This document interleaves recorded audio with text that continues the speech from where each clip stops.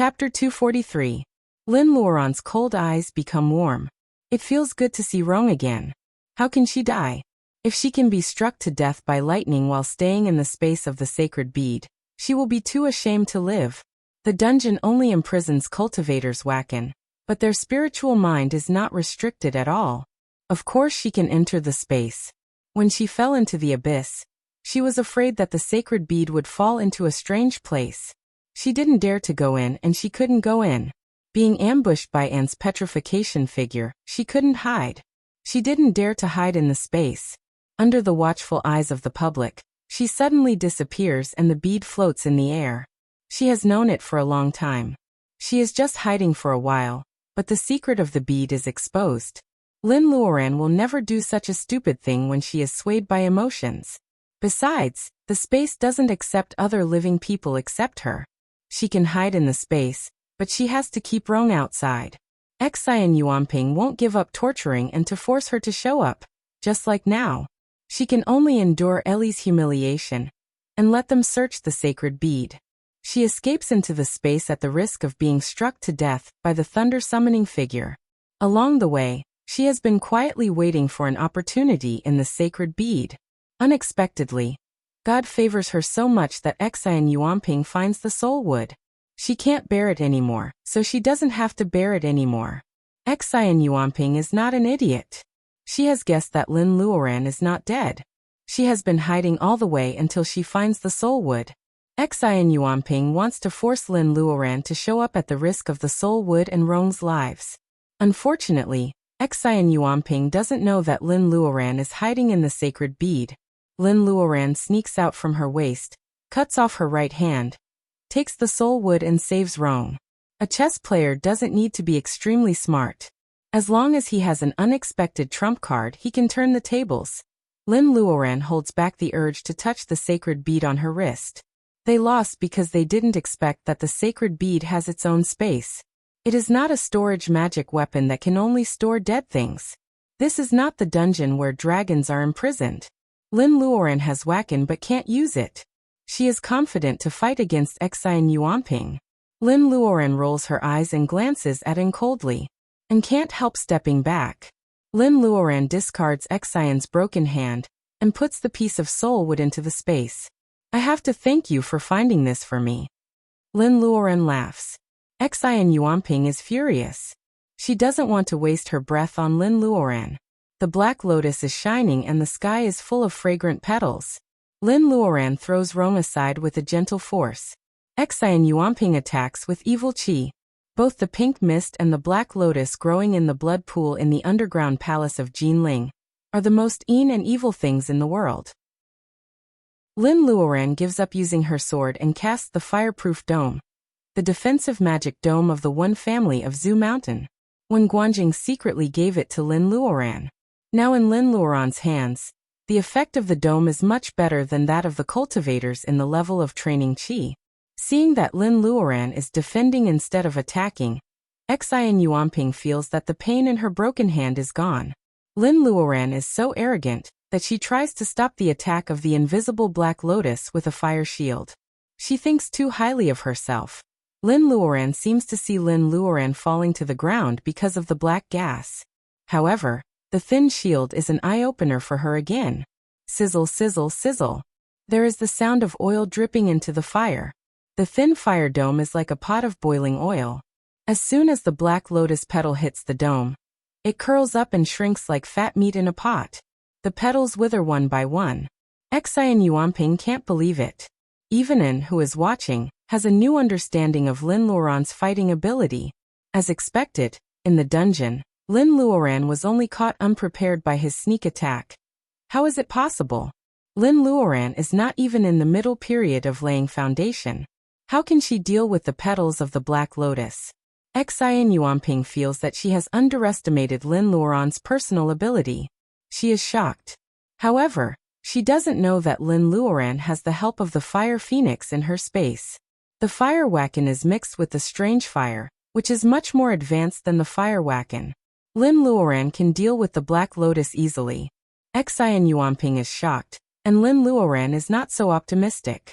Xi and Yuanping's personal ability is the same as hers. Xian Yuanping is worried about the Black Lotus. Fire Phoenix said that it is not a simple thing. For a creature living in ancient times, it is hard to find something that can make it feel that it is not simple in today's world of spells. If Lin Luoran is a half-baked female cultivator, then Xian Yuanping is obviously not qualified as a devil cultivator, who is even rarer than orthodox cultivators. Lin Luoran has the Sword of Bright Snow, but Xian Yuanping only has a Black Lotus that she hasn't completely mastered yet. With another hand cut off, Xian Yuanping's situation is getting worse. A pink mist begins to spread around her.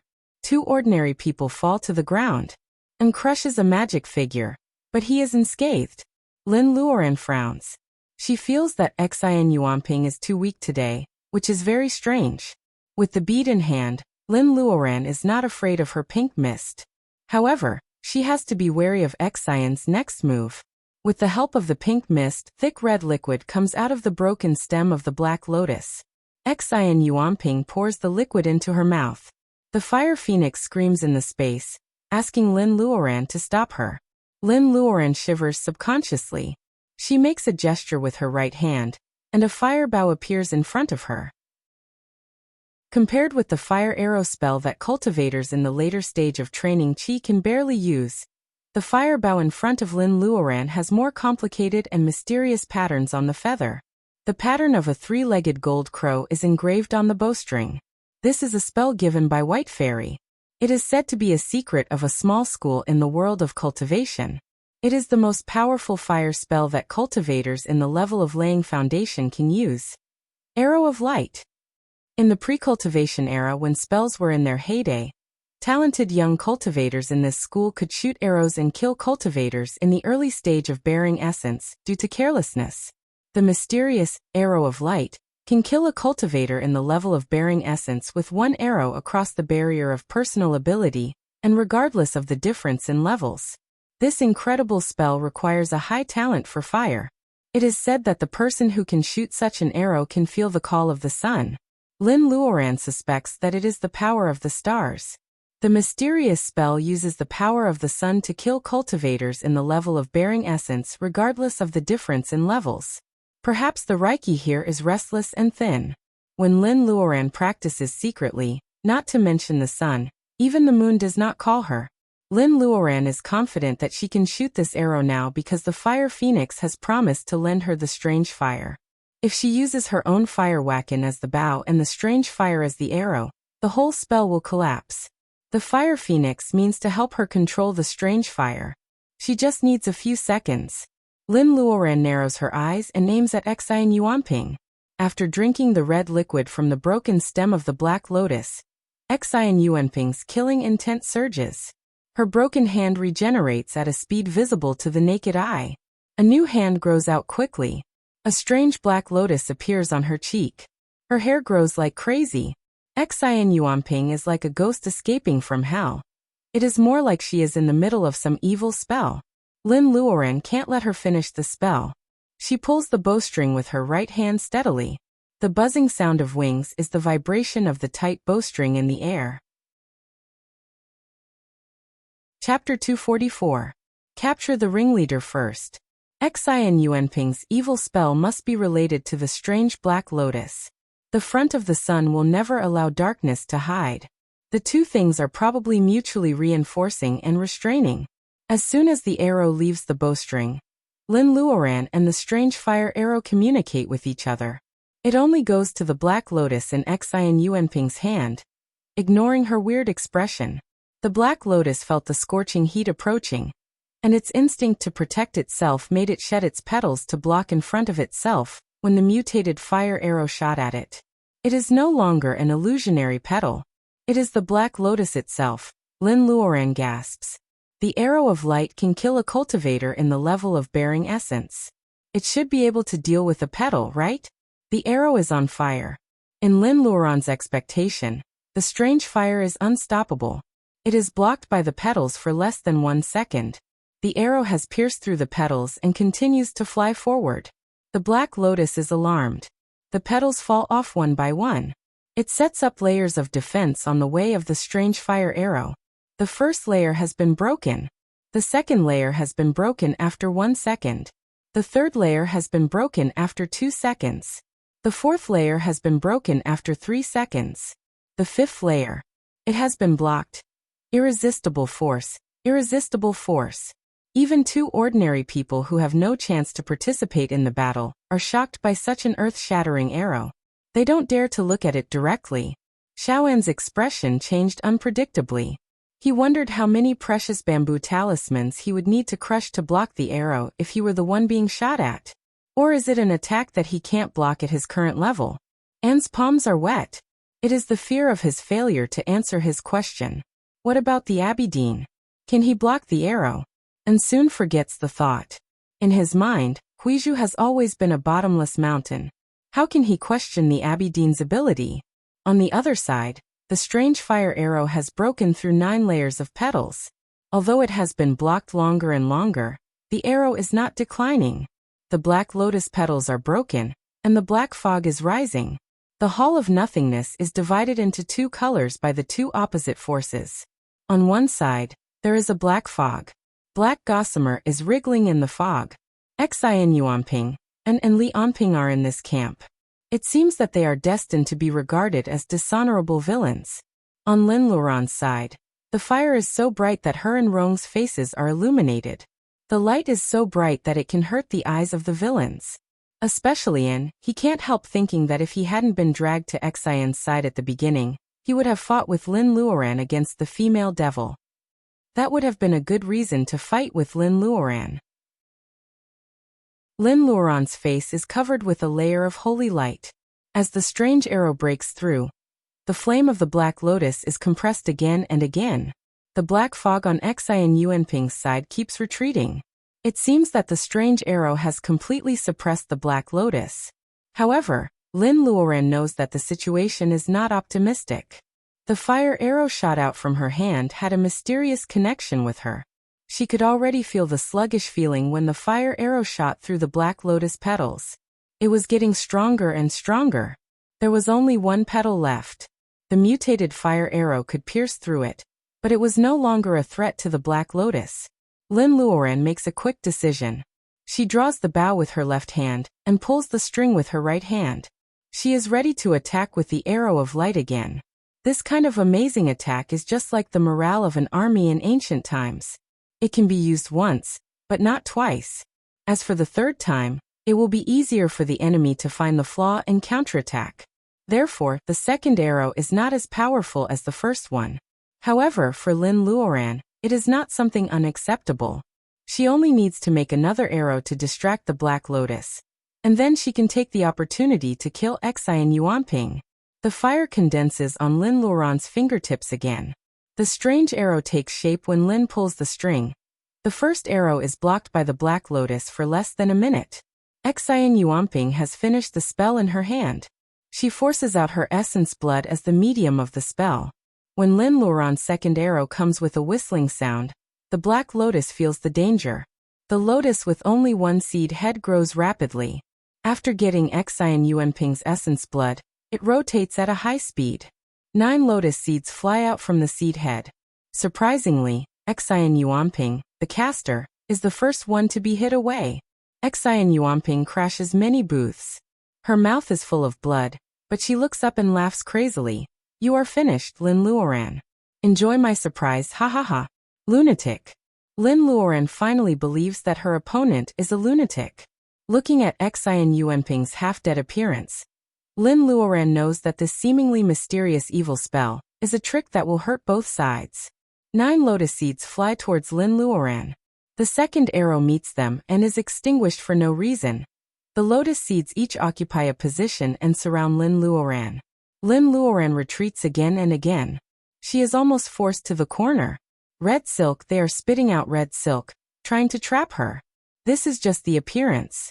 Lin Luoran's face is flushed, and she soon feels that something is wrong with her body. The red silk weaves into a net. The sword can't cut it, and the fire can't burn it. It is like the most lingering poison, trapping Lin Luoran in it.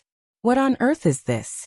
Xi and Yuanping manages to stand up, and wipes the blood on the corner of her mouth. She smiles ferociously. You must want to know what this is, right? It is called love silk. It is the grave I specially prepared for you. I want you to die with your old lover. Love silk. Although Lin Luoran hates Xian Yuanping's tone, she has to admit that the name is appropriate. This thing can't be cut off by sword or burned by fire. Isn't it the state of love between a man and a woman? Love is unforgettable. Can it also be a means of attack? Lin Luoran can't help but look at Lianping. She has not loved him for a long time. How can Xian Yuanping use him to deal with her? Xian Yuanping brings Lianping here to deal with her. Should she hide in the space again? In a flash, Lin Luoran denies this idea. No one knows how she hides. If she disappears in front of everyone again, and the bead floats in the air, her secret will be exposed. Unless she can kill all three of them, she can't keep the secret of the bead after she gets out. A pearl that could allow a person to hide in it was obviously not a simple storage Dharma treasure. Ask Fire Phoenix for help? No, Fire Phoenix said it can't get out of the space now. So, does she really have to pin her hope on the last card? Lin Luoran doesn't know if Master Mu has started as scheduled. Why hasn't it worked yet? Is she wrong? Lin Luoran is trapped in the magic circle, worrying about gains and losses. On the other side, Xian Yuanping kicks Lianping, who is already in fear, into the air. He hits the black lotus in the air. Soon, a scene that makes everyone present feel disgusted and nauseous. The winding stem of the black lotus, like a sharp needle, pierces into Lianping's brain. The blood in his brain gurgles up along the stem. The translucent stem sends his blood to the lotus head, and the lotus head transmits it to the lotus seeds surrounding Lin Luoran. The red silk gradually becomes thicker. However, Lianping doesn't die immediately. There is a twisted smile on his face. How can he smile? And feels that his stomach is rolling. What are you going to do? Xian Yuanping smiles charmingly. What am I going to do? I am sealing her in the name of love. Little Taoist, don't you think it is funny? Sealing Lin Luoran in the name of love. How can it be? This man is just a mortal. How can he be the lover of the talented Master Lin? Since Master Lin doesn't love him, how can she let the female devil do what she wants? Seeing Anne's confused look, Xian Yuanping doesn't explain further. Xian Yuanping believes that Black Lotus is good at spying on people's minds. Just like how Black Lotus led Lin Luoran to the devil, Black Lotus will make Lin Luoran relive the old dream and never wake up again. Looking at Lin Luoran's expression, Lin Luoran's dream has already started. Rong sees everything. Lin Luoran's expression is getting more and more abnormal. He tries to pull her several times, but he can't get close to Lin Luoran, who is surrounded by the red silk. Her eyes had already become misty. Chapter 246. The four major Buddhist schools join hands, and the spell conference in Jinling is unprecedentedly grand. They are not monks who cheat people of incense money, but cultivators with the power of Buddha. They are good at dispelling resentful spirits and releasing souls from purgatory. Although the hostility in the blood pool is unprecedented, the power of will of the citizens of Jinling and other Wuxia people is so great that everyone hopes these innocent victims can rest in peace and be reincarnated. Therefore, when the news of the spell conference in Jinling is spread out, people all over Wuxia talk about it. People casually say, "I hope they can be free as soon as possible." Because there are so many people who say it, and people in Jinling have more direct expectations, they gather a huge power of will. The eminent monks set up a magic circle and take turns to chant sutras. The power of Buddha is bright and gentle. The ignorant, resentful spirits really dissipate and purify under the guidance of the power of Buddha. The blood pool is still the same, but the underground palace is not as bloody and horrible as the murder scene. When the resentful spirits disperse and the blood pool starts to clear up, the Black Lotus, who is stirring up trouble in the Dragon Palace thousands of miles away, finally feels something is wrong. It is like two armies in a stalemate fight, and one side suddenly has its food and fodder taken away from the rear. No matter how powerful it is, it will be shocked, scared. Because of this shock, the confusion in Lin Luoran's eyes dissipates a little.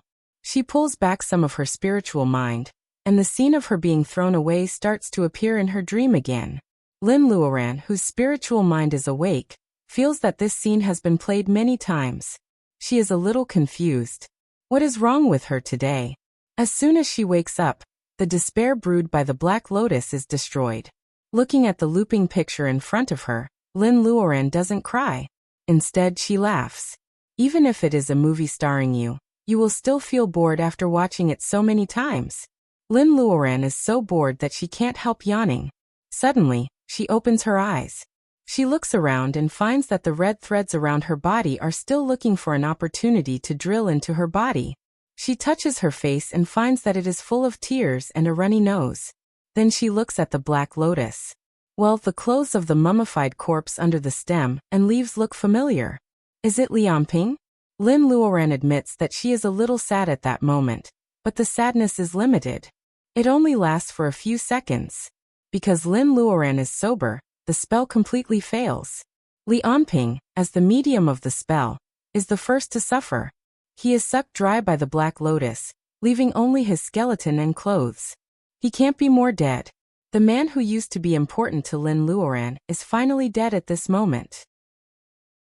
The second one is Xian Yuanping. Her right hand, which was regenerated by witchcraft, is instantly dispirited. She spits out mouthfuls of black blood. It seems that she is dying. The third one is Lin Luoran. She is still in the circle, but the Black Lotus goes crazy for no reason. The lotus seeds explode one after another. Lin Luoran sets up countless defense shields, but she only holds on for a few seconds before she is blown away. She hits many shining booths and rolls into a pile of treasures. She vomits a lot of blood together with Xian Yuanping. All three sides were injured. Time makes the hero. Who was useless before, suddenly becomes the only one who can decide the outcome of the battle. Little Taoist, why don't you do it? Xian Yuanping lies on the ground. She coughs violently. It seems that she has been injured again, and doesn't know what to do. Killing Lin Luoran once or twice doesn't make any difference.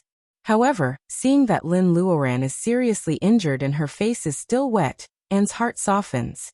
He is not cruel to begin with. He hesitates for a moment. Suddenly, a golden light rises in front of Lin Luoran, who is rolling on the ground with many treasures. What? Rong is stunned while trying to help Lin Luoran up. That's right.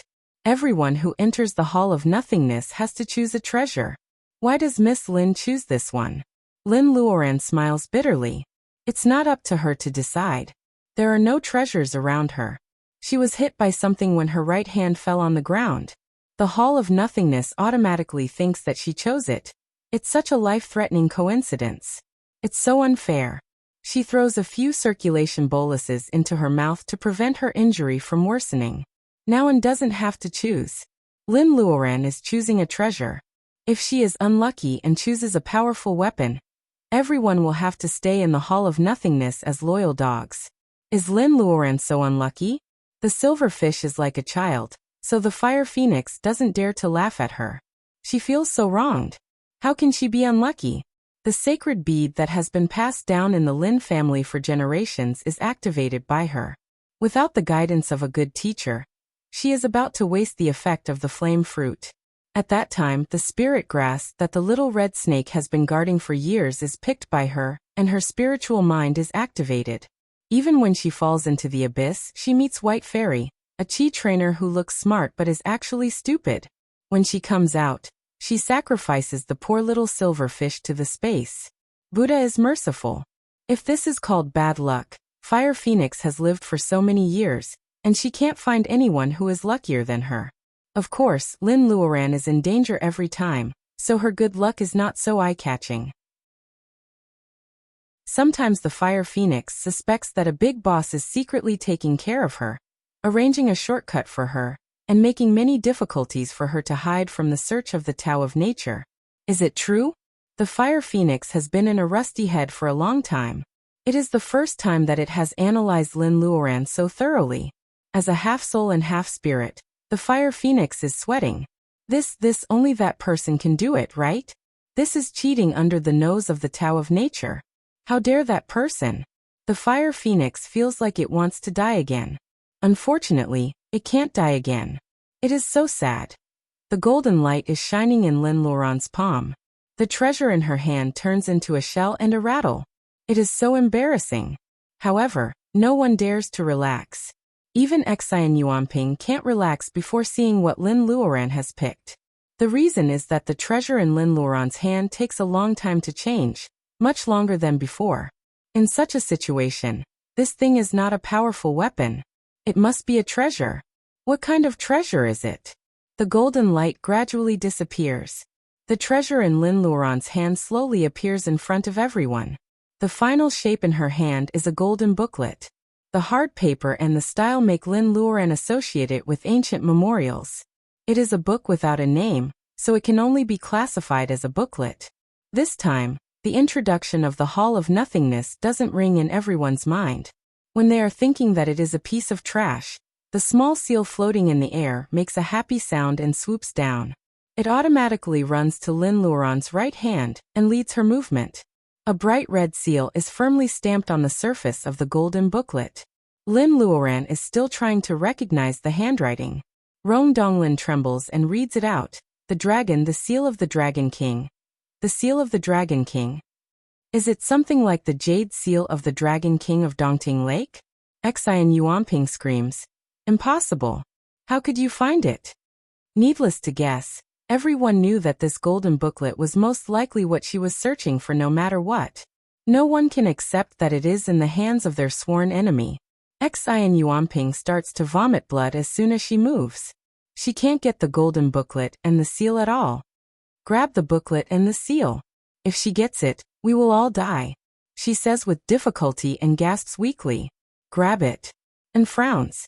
As soon as he moves, the golden booklet in Lin Luoran's hand shines and covers Lin Luoran and Rong Donglin. No one can get close to them.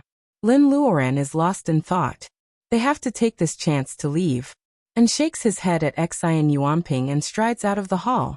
Since the golden booklet and the seal are back, the gate of the Hall of Nothingness has been opened silently. Xian Yuanping is full of resentment, but she still grabs the naked lotus stem with only the lotus head left. She disappears in the blood mist. Lin Luoran is in a trance. Rong doesn't dare to disturb her, nor can he stop them from leaving. He can only walk around in the hall anxiously. The more he walks, the more anxious he is.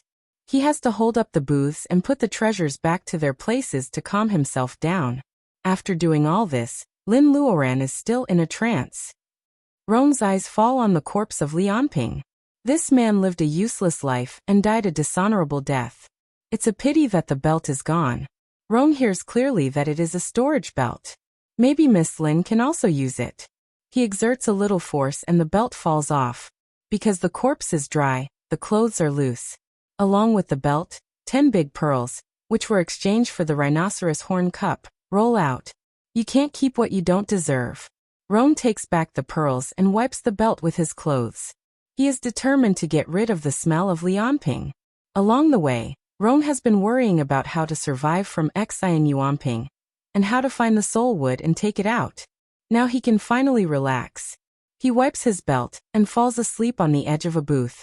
3 hours later, Lin Luoran wakes up from the trance.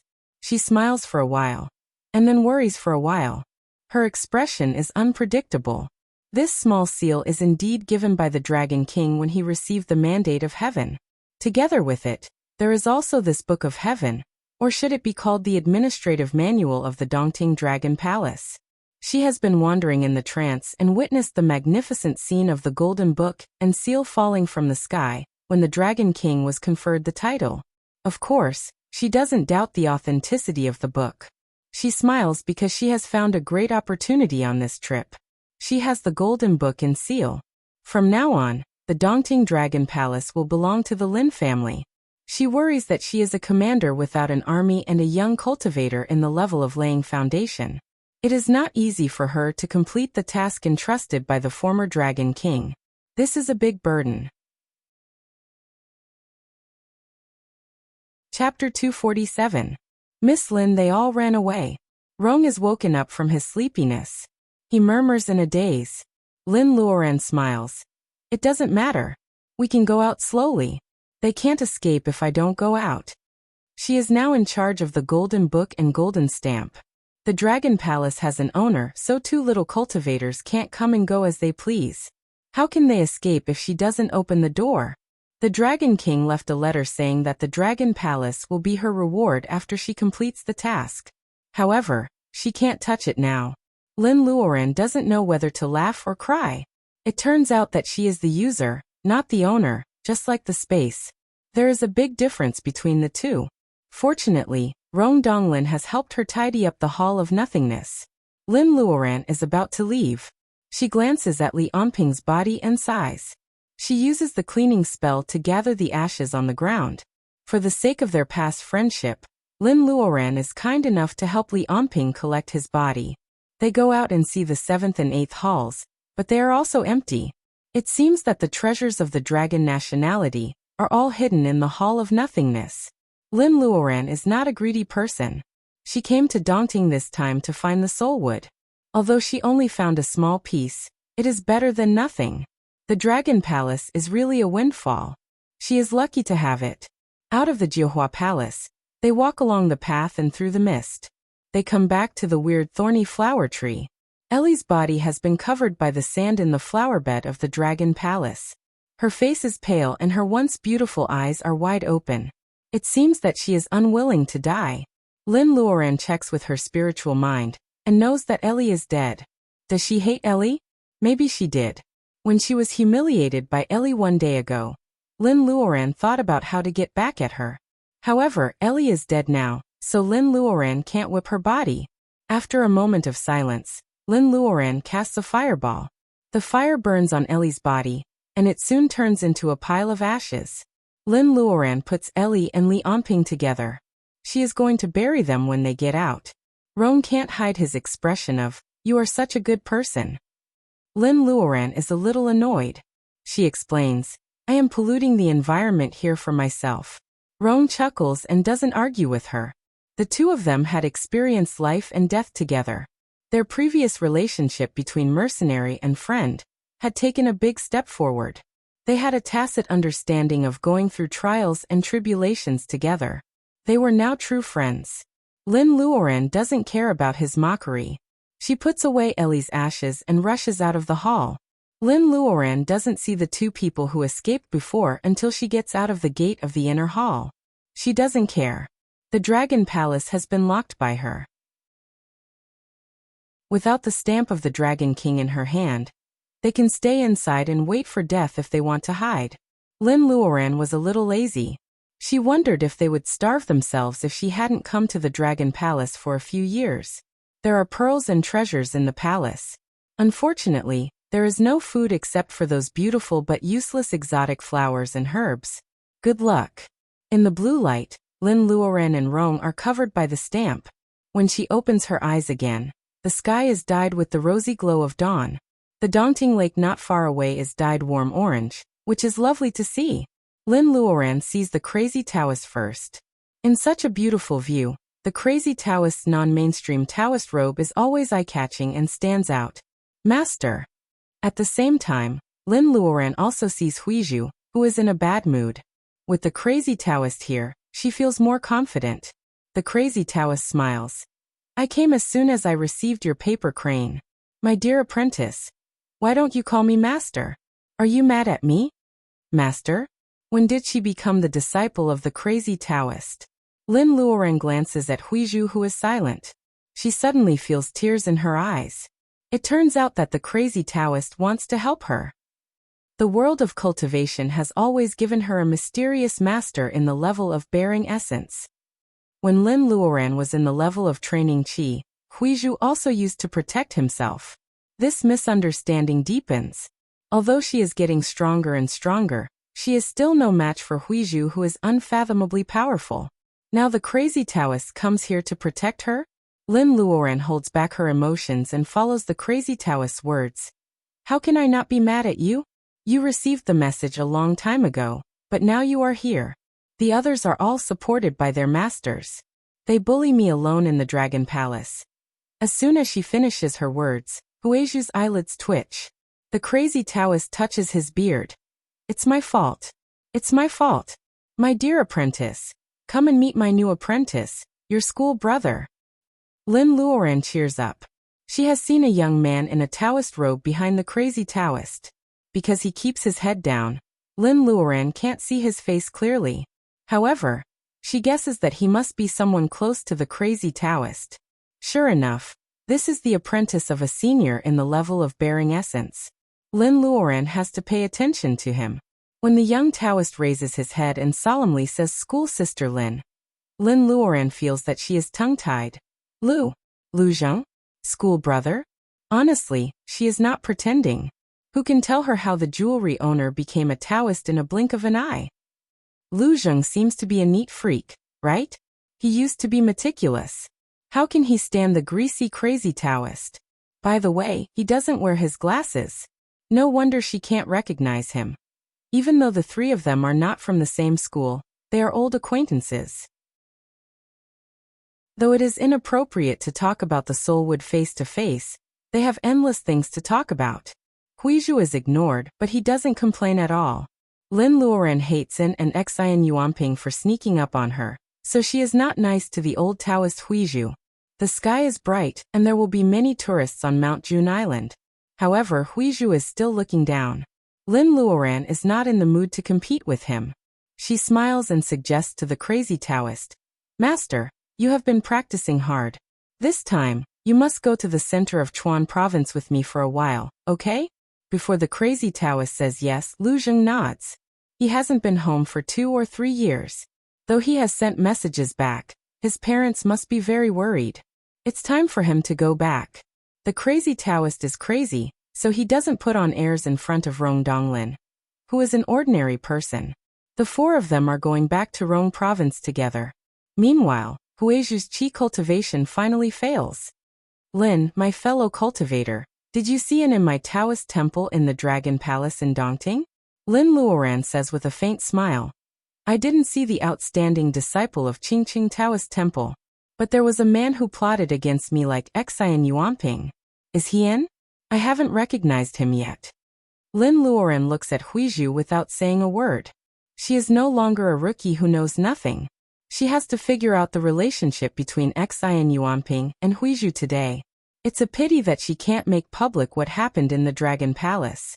Otherwise, when she goes back, she will publicize the cooperation between the senior disciple of Qingqing Taoist Temple and the female devil for free. She wants to see how Huizhu, who always acts like, "I am the leader of the righteous," will behave. Huizhu's horsetail whisk shakes slightly. "My fellow cultivator, you are often forgetful. The man you saw must be my evil disciple. Please tell me where he is. If he offends me, I can take him back and strictly control him." Strictly control him? The superior of Qingqing Taoist Temple is so shameless. Just by saying strictly control him, he wants Lin Luoran to forgive him? Does he think that she is too kind and weak? Or does he think that she is a fool? She is about to get angry, but then she smiles and says, "Since Taoist Huizhu has said so, there is no problem. When I kill the evil woman, I will release in Taoist Huizhu. Please keep an eye on him. Don't contact the evil woman again, or else you will lose the face of Qingqing Taoist Temple." Lin Luoran's words are normal, but Huizhu's face changes. The crazy Taoist strokes his beard and says angrily, "Did the female devil bully you? When I help you take her down, you can kill her 100 times. Lu Zheng pinches his palm to stop himself from laughing. His master is not normal again. How can he kill a person 100 times? Just once. Well, he finally realizes that the crazy Taoist and Lin Luoran are playing a two-man show. There is no need for you to do it. Why don't you let me take this female devil back to Qingqing Taoist Temple and deal with her in front of all the cultivators in the world of cultivation? It has to be said that Taoist Huizhu has not lived in vain for over 100 years. Soon he has a good excuse. The crazy Taoist laughs and says, "Little Taoist, I am crazy, but I am not stupid. I didn't tell you about your relationship with the woman named Xian, because I want to save you some face. I can give her to you, but you need to take her far away from my disciple. Take the young Taoists of Qingqing Taoist Temple with you. After 100 years, if you change, I will let you come back. What do you think? The woman named Xian has kidnapped many cultivators in the level of Qi. If you don't kill yourself to apologize, your damn master, the master of the master, will not let you go." The crazy Taoist threat is vague, but Lin Luoran is more straightforward. Between Xi and Yuanping and Un, you can only save one. This is my bottom line. Lin Luoran decides not to be a fool. She knows what the crazy Taoist means. He wants Qingqing Taoist Temple to move and live in seclusion for 100 years. He wants to create the greatest convenience for himself without killing anyone. After 100 years, if she doesn't die, the power of Qingqing Taoist Temple will not be a taboo anymore. On one hand, Qingqing Taoist Temple's 1,000-year reputation and Xi and Yuanping's life are at stake. On the other hand, he has to give up his heir, and the situation he has painstakingly built. Huizhu's Taoist heart is firm, but he can't help but waver. Forget it. If all his efforts are in vain, he might as well live in seclusion with Qingqing Taoist Temple. As long as the inheritance is still there, he can come back when he bears essence. I have made my choice. You can let her go. Chapter 248. I swear by the devil inside that all disciples of Qingqing Taoist Temple will live in seclusion for 100 years and move out of the center of Chuan. All disciples of Qingqing Taoist Temple will not take the initiative to attack any one of the Lin family. If Huizhu knows this, he will kill them himself. As soon as Huizhu finishes his words, and then Xi and Yuanping are sprayed out of the well water. If Lin Luoran hadn't quickly created a mini-world, the water column would have been in chaos on Mount June Island, which is already bright and is not hurt. Although he is sprayed out by the water, he is still sober and hears Huizhu's words clearly. Move out of the center of Chuan? What is going on? And is confused. Abidine. Huizhu glances at him and says, and is expelled from Qingqing Taoist Temple from today. He is no longer a disciple of Qingqing Taoist Temple, and is like being struck by lightning. As the saying goes, a bolt from the blue. Just like how he feels at this moment. Expelled? Did he do something wrong? Shaoan was puzzled. He looks at Lin Luoran, and then at the crazy Taoist whom he can't figure out. Did Master Lin and the crazy Taoist coerce the Abidine together? Sometimes, a man's intuition is reliable. Lin Luoran just wants them to turn against each other and weaken the power of Qingqing Taoist Temple in the future. She doesn't want to keep an ungrateful person around. Temple Lord, Daoist Jr. An's talents are extraordinary. Are you going to give up on Shaoan for the evil woman? Lin Luoran seems to be kind, but she points out that it is not us who force your master to give up on you. He has a choice. Lu Zheng, who is watching silently, almost laughs out loud. After 3 or 4 years, she seems to have become a little cunning. In a world where there are fights everywhere, she finally knows how to protect herself. Not bad, not bad. Huizhu closes his eyes and doesn't say a word, and is in a daze. He murmurs, that's good, that's good.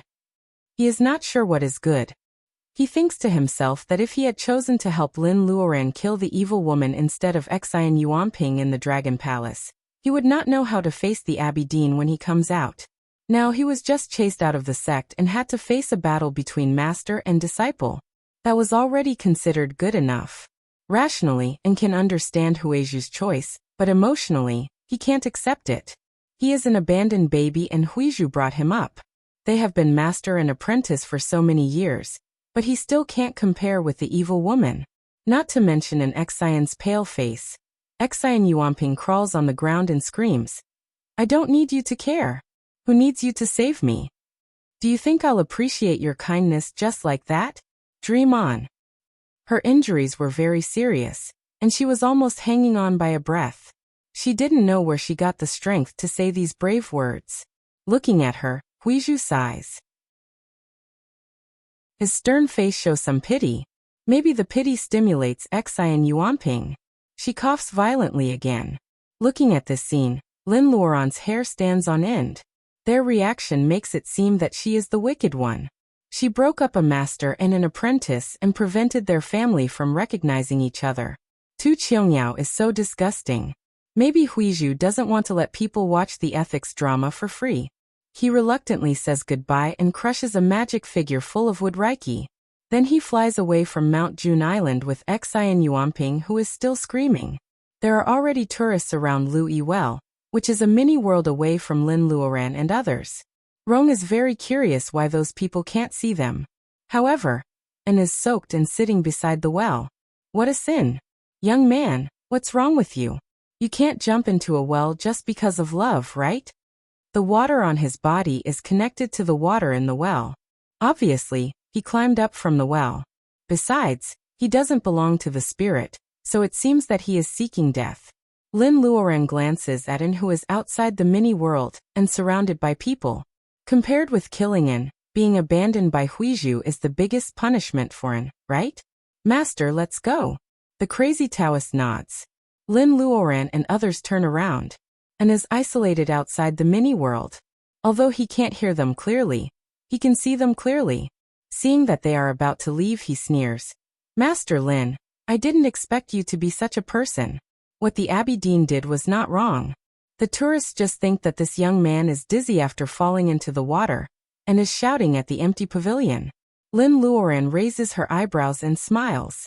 She turns around and says angrily, Who are you to judge what kind of person I am? What is the relationship between Huizhu and Xian Yuanping? He is her father or her lover. You are willing to help Huizhu cover up this shameful relationship, but it doesn't mean that I have the obligation to do so. Even if you sneak attacked me in the Dragon Palace, did I ever kill you to get back at you? It was Huizhu's choice to expel you. What does it have to do with me? Ridiculous. What Xian Yuanping did to the Lin family and other people in the world of cultivation, Huizhu wanted to protect her. He only asked the city of Qingqing to move out of the center of Chuan province and live in seclusion for 100 years. It's ridiculous that you call yourselves the leaders of the world of cultivation and do such a despicable thing. Don't you feel ashamed? That's all I have to say. Please don't call me master anymore. If you want to die, go ahead. If you want to go back and beg Huizhu to let you live in the city of Qingqing, it's your own business. Lin Luoran and the others leave without looking back. An is speechless because of the series of heart-wrenching words. His face is pale, but he can't refute Lin Luoran's words, because everything she had said was true. Walking to a place where there were few tourists, she put away the mini kiliocosm and asked a rhetorical question to vent the pent-up anger in her heart for a long time. The crazy Taoist goes crazy in front of the painted sculptures in the Xiangfei temple again. He says nonsense about coming to see the fairy again in a few days. Rong Donglin tries to walk without a stick to see if his injured foot is healed. Lin Luoran and Lu Zheng have the chance to be alone. Seeing her gloomy expression, Lu Zheng comforted her with a smile. You didn't do anything wrong in this matter. Just now, Master also secretly told me that you're broad-minded and don't stick to small grudges. You'll naturally have great opportunities in the future. Lu Zheng says comforting words, but he feels a little helpless. The greater Lin Luoran's luck in the future, the gap between them is not narrowing, which makes him feel conflicted. Lin Luoran laughs. Master, you don't want me to kill Huizhu and others, do you? Lu Zheng tilts his head and thinks for a while. He nods. Grandmaster said that it was not easy for him to cultivate to the late stage of laying foundation. You know, cultivation is getting more and more difficult nowadays. If we continue to fight with each other, we will only live in loneliness without our own kind in the future. Live in loneliness without our own kind?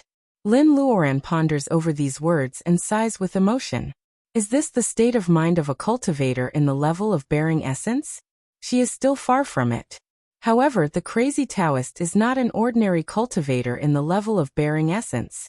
Lin Luoran realizes this fact after a long time. Lin Luoran thinks for a while. Xian Yuanping is a bit pitiful. It's not that Lin Luoran is trying to be a good person, but it's the truth. Lin Luoran can't forgive Xian Yuanping for what she has done. Lin Luoran is clear about the fact that Xian Yuanping is poor. Unexpectedly, Lu Zheng nods. She is not very happy to have a father who values the reputation of his school and himself. Huizhu is. I thought he was my master. Lin Luoran covers her mouth. She said that Huizhu is Xian Yuanping's father in a moment of anger. She didn't expect it to come true, and even she is surprised. That's right. If they weren't blood relatives, Huizhu wouldn't have chosen Xian Yuanping over An so easily.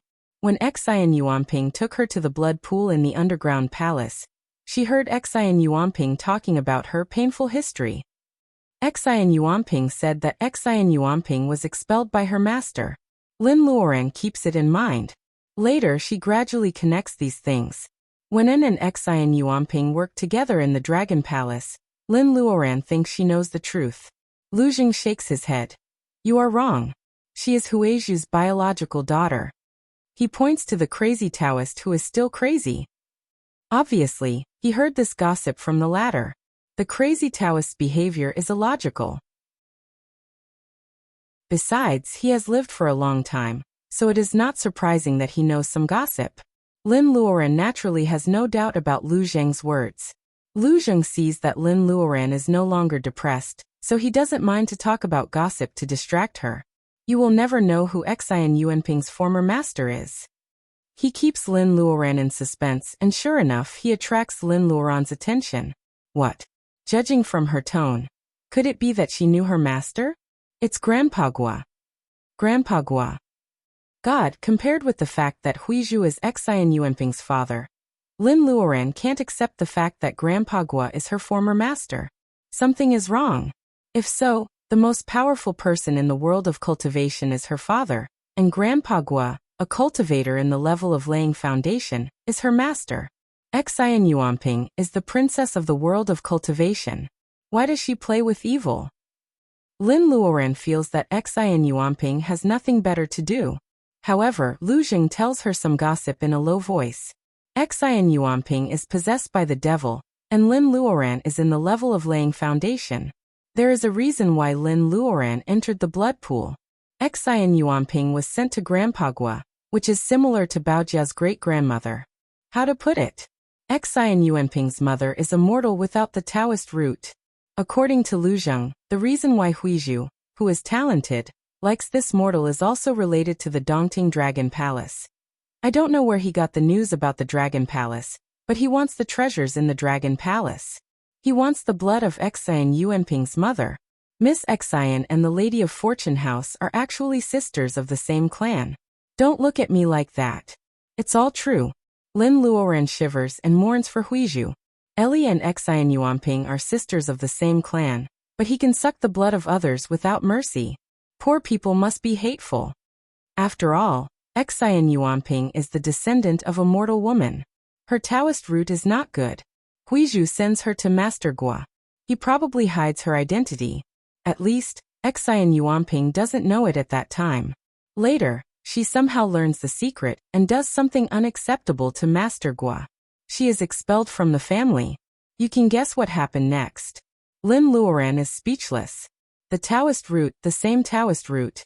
If Xian Yuanping's Taoist root is pure, will Huizhu not send her away from the beginning? Lin Luoran thinks about the child who is not recognized by her father. No wonder the crazy Taoist tries to persuade them to reconcile. Isn't it the same as what happened to Jiang Mingyue? Is it because Baojia's great-grandmother died that the crazy Taoist does this? It makes sense. Lin Luoran sighs. It is said that immortals and mortals are different. However, cultivators like them who are struggling on the path of cultivation are still far away from the realm of immortals. However, the problem of the Taoist root is really bothersome.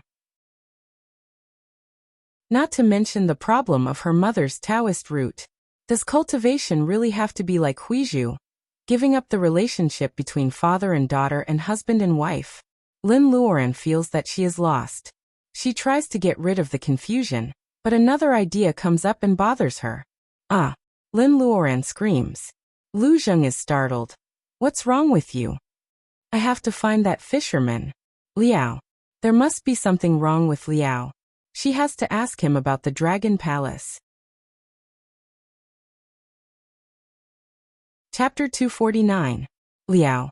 Liao has sold his fishing boat. Lin Luoran is destined to get nothing. His neighbors, who have been fishing with him for so many years, suddenly realize that they only know his surname, Liao, but they don't know where he lives or what his full name is. That's weird. Lin Luoran can only grit her teeth and return to our city. Rong knows that she has taken over the Dragon Palace, so he refuses to take her pearls. In his eyes, those pearls are already marked with Lin Luoran's label. No matter how hard Lin Luoran tries, he only chooses 10 pearls as the reward for this trip. As for the cat's eye stone ring, Lin can only see that it is full of water Reiki. She doesn't know what it is used for. The ring has chosen Rong as its owner. Rong can't refuse, so he keeps it. As for the storage belt, Rong is not a cultivator, so it is useless for him. Rong sells it to Lin Luoran at a low price. Lin Luoran forces Rong to give her the money. Rong is too embarrassed to accept it, so Lin Luoran gives him a small apartment in an elevator building newly developed by Zhang's company. The apartment is 140 square meters, only 2 streets away from Lin's house. Zhang insists on giving Lin Luoran an insider price, so he only takes 1 million yuan from Lin Luoran. The price of housing in our city is not expensive in the whole country. However, an elevator apartment in such a location, and of such a high quality, can't live in it. Rong gets the key and walks into the apartment in a daze. When he comes out, he still can't believe that he has become a man with a house. His hometown in Xi'an is not a good place. Seeing how the Lin family treats him, Rong is ready to sell himself to the Lin family. He plans to bring his family here and settle down in our city in the future. Mr. Zhang is a big loser. 1 million yuan is given to him with fine decoration and home appliances. The house is decorated with the best materials, but it is not ostentatious. It looks like a home. Yan Feng is envious of Lin Luoran. He only regrets that he didn't study well. No matter how generous Lin Luoran is, she can't feed him for free. The house is indeed less stinky than cash. Everyone is happy at the moment. Lin Luoran is a little embarrassed. Only an honest man like Rong wouldn't accept a storage belt with 1 million yuan. Lin Luoran feels sorry for Rong and feels ashamed. Of course, the belt is given to Mr. Lin. Mr. Lin is now a decent cultivator in the early stage of training qi, so it makes sense that he doesn't have some cultivation supplies. There is also the broadsword she picked up at the gate of the Dragon Palace. Lin Luoran feels that it is too rough to carry a broadsword. However, Mr. Lin likes it very much. He chooses a broadsword and tries to find a master to learn from. He smiles all day long. The first thing Lin Luoran does when she gets home is to take over the Qingqing Taoist temple. The Qingqing Taoist temple is empty. Huizhu didn't take many belongings with him. Lin Luoran arranges for it, and then the crazy Taoist comes with Lu Zheng. She doesn't know until now that the crazy Taoist seems to want to occupy other people's ancestral home. In fact, he wants Baojia. Few people know that there is a small wood Reiki mine under the Qingqing Taoist temple.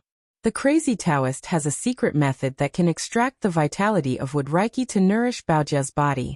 Wood is the main vitality. Maybe Baojia can wake up earlier?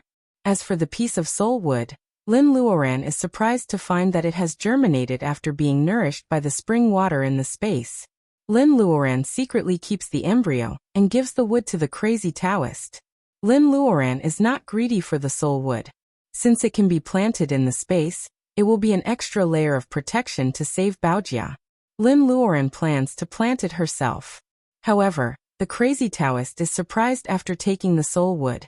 Yes, Lin Luoran has never seen such a surprised expression on his face. It is an eye-opener for her. This wood is still alive. It has vitality. That's great. Lin Luoran soon knows why the crazy Taoist is even crazier than she is. She just planted the wood in the space, but the crazy Taoist is going to use the resources of the Qingqing Taoist temple to cultivate this vital wood. Give me 2 years and I will be able to accelerate its growth. It should be enough to use it on Baojia. Accelerate its growth? Lin Luoran is speechless. She wants to say that she is the best at this. She doesn't need to use the resources of the Reiki mine under the Qingqing Taoist temple. After all, she has never seen a real spirit stone. However, she can't expose the space. Lin Luoran can only pinch her nose and keep silent. She lets the crazy Taoist settle Baojia in the Lin family, and she goes to look for the spirit stone to cultivate the soul wood. The Lin family's house is full of Reiki. Mrs. Lin cleans Baojia's room every day and puts many flowers in every corner. Mrs. Lin has already known about Baojia's situation. Although Lin Luoran promises that she will only wait for 2 years, she is still scolded. She shouldn't have hidden it from the beginning. Alas! Baojia, wait for 2 years. We will wake you up at the best time. At that time you can design the jewelry you like. Baojia, the Lin family is full of Reiki now. Your cultivation will be twice the result with half the effort. You must wake up. After giving Luodong a lesson, Rong sees Lin Luoran staring at the guest room in a daze. He is a little envious. The girl sleeping in the guest room must be Sister Lin's good friend. What kind of friendship can make Sister Lin break into the Dragon Palace to save her? Time flies. It is autumn again. The leaves of the trees outside the Lin's house have begun to fall. The crazy Taoist comes from the north. He is working on the soul wood in the Qingqing Taoist temple alone. Lu Zheng follows him all over the world. In fact, he doesn't see Lin Luoran much, which makes him feel sorry. I say, if you don't want to, you should take the initiative. The crazy Taoist has nothing to do, so he kindly gives advice to Lu, who is too passive. Lu Zheng blushes and shakes his head with a smile. Baojia is like a little sister to him. Now that the crazy Taoist is his teacher, they are closer. Lu Zheng naturally has to wake Baojia up first. The deeper reason is that Lu Zheng is still not confident. Lin Luoran is already a cultivator in the level of laying foundation, while he is only at the early stage of training qi. The crazy Taoist said that he is not talented enough. He seems to be putting on a strong front, but he is actually afraid that he will delay Lin Luoran in the future. Let's wait a little longer. Finally, one day he can stand side by side with Lin Luoran and be worthy of her. Of course, Lin Luoran doesn't know that Lu Zheng is still in love with her. She has a lot to think about when she is cultivating with her family. One day, when she plans to make boluses, she remembers that the butterfly bush flower is still missing for the foundation-laying bolus. In the tribe for cultivators, a cultivator with the ID Tofu has sent her countless private messages. Lin Luoran tries to reply to him, but he is online. This cultivator is smart. He knows that Master Lin will not be stingy, so he has already dug out the butterfly bush flower in his spare time. Hearing Lin Luoran's inquiry, he is ready to come to our city in person to exchange. Lin Luoran doesn't care.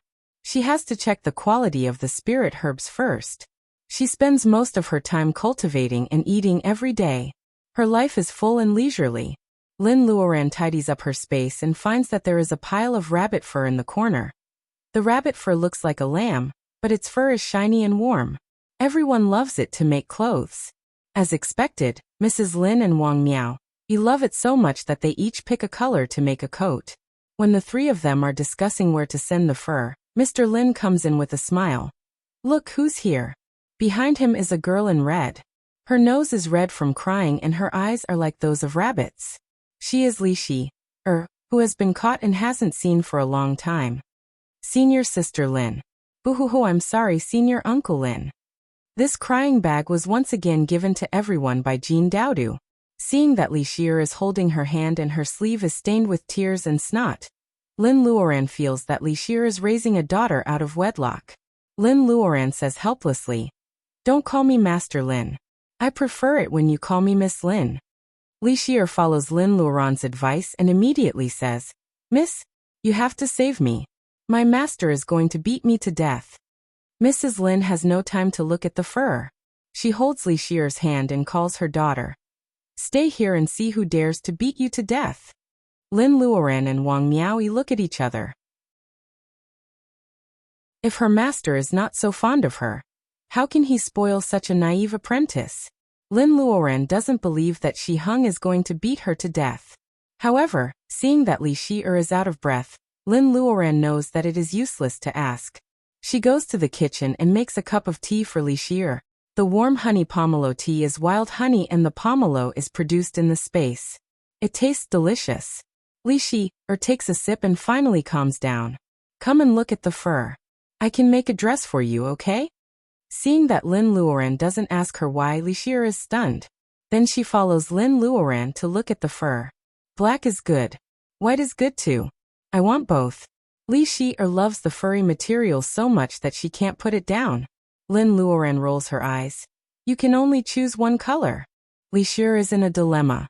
Mrs. Lin and Mr. Lin finally realize that Li Shi is not telling the truth. They walk away hand in hand. Wang Miao laughs at Li Shi. "Look at you. You are too old to cry. You are such a disgrace to me." Li Shi stomps her feet. "I'm telling the truth. My master said that he doesn't want me anymore. He wants to kill me." Lin Luoran smiles. There must be a reason. Tell me. If your master is wrong, I will help you, okay? Li Shier's eyes light up, and she tells Wang the reason. Hearing the last part, Wang Miaoi spits out the tea in her mouth. What? You ran away from your marriage? Wang Miaoi is shocked. It turns out that there are arranged marriages in the world of cultivation. Wang Miaoi is amazed that Li Shi ran away from her marriage. She pats on Li Shier's shoulder and says, I didn't know that you are so daring. Li Shier wrinkles her nose. Don't laugh at me. My master wants me to marry an individual cultivator. He is only at the early stage of training qi. I will marry him. Chapter 250. Even though the reason is a bit funny, Li still lives in Lin's house. She and Baojia have been living together for 3 years, and they have a good relationship. Hearing about Baojia's situation, she cries and cries. She often goes to Baojia's bedside to talk to her. Baojia lies quietly on the bed with her eyes closed. No one knows if she can hear them or not. It is already September. There is a big event in Lin's family. Luodong is going to middle school. He has good grades and is admitted to a famous middle school in the city. His good friend Wei Shui is not good at her job and misses this middle school by 1 point. Wei Shui is very arrogant. She doesn't want to pay for the expensive school selection fee, so she chooses a middle school in the west of the city. They make an appointment to be deskmates in high school. What surprises Lin is that the mysterious grandfather of Huang Weijian also comes to the surface at this time. One day, she goes on the BBS and receives a private message. It is from the unfilial apprentice, who sent her an alchemy furnace. There is only 1 paragraph in the message. He asks Lin to take care of Huang Weijian, and the first batch of boluses will be the reward for taking care of Huang. Huang Weijian has only 1 family member, his missing grandfather. Lin can't help but ask him. On the other hand, the first batch of bolus he promised was more than enough to send Huang Weijian to study abroad. After asking Huang Weijian's opinion, Luodong and Huang became classmates again. Lin laughs at this awkward kid. He treats Luodong as his friend, but he pretends to be indifferent. It is so funny. Sister, Huang said that we are going to support him? Luodong is worried that Wei Shui will be separated from him because of her family. He is the happiest. Lin looks at Huang Weijian, who is silent and shakes her head. This boy grows up in adversity. He is more tolerant than Luodong. Lin is afraid that he has a strong self-esteem. She explains to Luodong seriously. I am not supporting him. I owe his grandfather something valuable. I am paying for his tuition because his grandfather asked me to. It is an equal exchange. The boy raises his head in surprise. Asked by his grandfather? Could it be that the old man was still alive? No matter how precocious the youth was, he was still just a 13-year-old youth. Suddenly losing a loved one was one of the reasons why his life had been bitter this year. More importantly, the loneliness and despair of being left alone in the world would gnaw at the youth's tenacious heart in the dead of night. Was Grandpa really not dead? Then where did he go? The breeze blows Huang's bangs away. The boy stares at Lin Luoran expectantly. His eyes are bright, full of hope and vigor. Lin Luoran can't give him an accurate answer. He is also sending a message. I don't know where he is. But what I said is true. You can stay at Lin's house in the future. Huang Weijian is very disappointed. He grits his teeth and says, I can't live in Lin's house. I'm afraid that Grandpa will suddenly come back one day and can't find me. I have to live at home. Lin Luoran's heart softens. She smiles at him encouragingly and stops the topic. Mrs. Lin asks Huang Weijian to stay for lunch. Huang Weijian rushes home in a daze. Luodong chases after him. Hey Huang Weijian, wait a minute. Lin Luodong comes back after a long time. He is absent-minded when he is eating. What's wrong? Huang Weijian doesn't want us to pay for his tuition? Lin Luoran puts down her bowl and asks Luodong. Luodong shakes his head.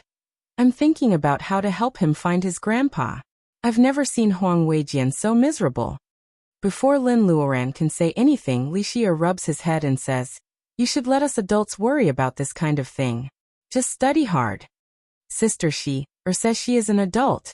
Luodong can't help but stick out his tongue. Sister Shi, or you should worry about your fiancé. Ah, you little brat.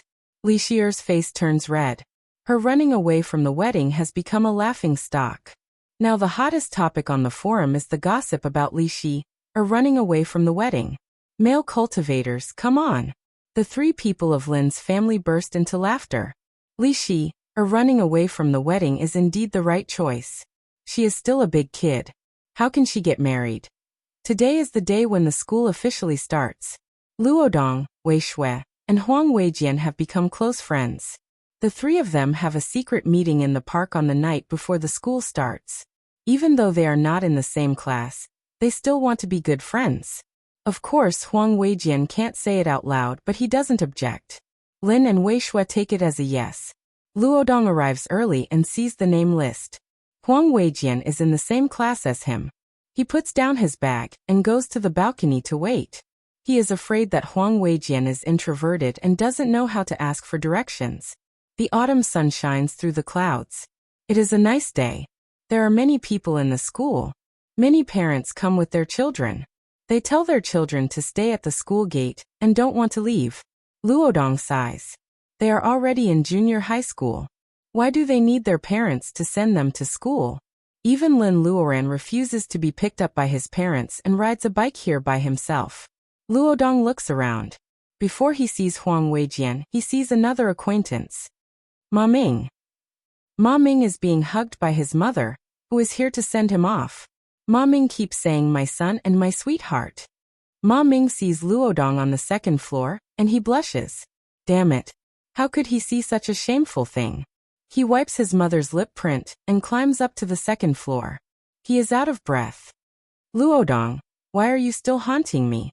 Will I still be in the same class as you? Luodong laughs. If you were in the 8th class, you would still be in the same class as me. But Ma Ming, with your grades, why did you come here? Ma Ming is speechless. He hasn't seen Luodong for a whole summer vacation. Luodong has become sharper. The chubby boy is angry. It's none of your business. Luodong approaches Ma Ming and pretends to be fierce. Your brothers didn't come with you. If you dare to be arrogant again, Huang Weijian and I will beat you up together. Ma Ming stares at Luodong with his small eyes wide open. He is so angry. Luodong, who has always been bullied by them, dares to threaten him. What is wrong with the world after only one summer vacation?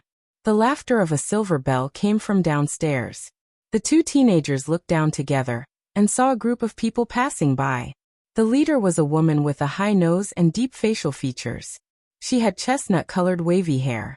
The autumn in Chengdu was still very hot, but she was wearing a beige windbreaker. She was very tall. She must have heard the threats of the teenagers when she passed by, so she couldn't help but laugh. Foreign woman. Ma Ming's small eyes are shining with a light that doesn't match his age, and he seems to be drooling. Luodong pushes him. The chubby boy stares at him and calmly wipes his saliva. He tries to be a good student and says, "Hello, foreign sister." The foreign woman giggles. My surname is not foreign, her tongue is curled, which is a common problem when foreigners speak Wuxia language. However, it is not standard, which makes her voice very nice. Ma Ming giggles. Luodong doesn't know where she learned this from. The foreign woman laughs even harder. Principal Bao, your classmates are so interesting. Principal Bao curses in his mind. You must be kidding. This way, please. Ma Ming finally sees the group of people downstairs. Foreign sister is not alone. The principal he saw on the school website is standing next to her. There are several foreigners and some middle-aged people who are obviously school leaders. Ma Ming recognizes Principal Bao at first glance. It's not that the chubby boy has a good memory, but that Principal Bao's hair is very distinctive. The chubby boy immediately shrinks his head. Luodong's sight is blocked by Ma Ming. As Ma Ming shrinks his head, Luodong is exposed. The foreign woman suddenly turns around and smiles at Luodong. Ma Ming envies Luodong. However, Luodong feels that there is something familiar in the woman's smile, which makes the morning colder. It's strange. He doesn't know any foreigners. Why does he feel familiar? While he was thinking, he accidentally saw Huang Weijian appear at the corner of the teaching building. Huang Weijian. Here. Luodong welcomes Huang more warmly than when he saw Ma Ming. He keeps waving to the corner. Ma Ming takes a look. Huang's hair is still covering his eyes. Huang is walking slowly. Even in the most ordinary school uniform, he looks calm in the sunshine. What bad luck. Ma Ming curses in a low voice and sneaks back to the classroom. Huang's shabby canvas bag is very eye-catching. Many students are pointing at him, but he turns a deaf ear to them.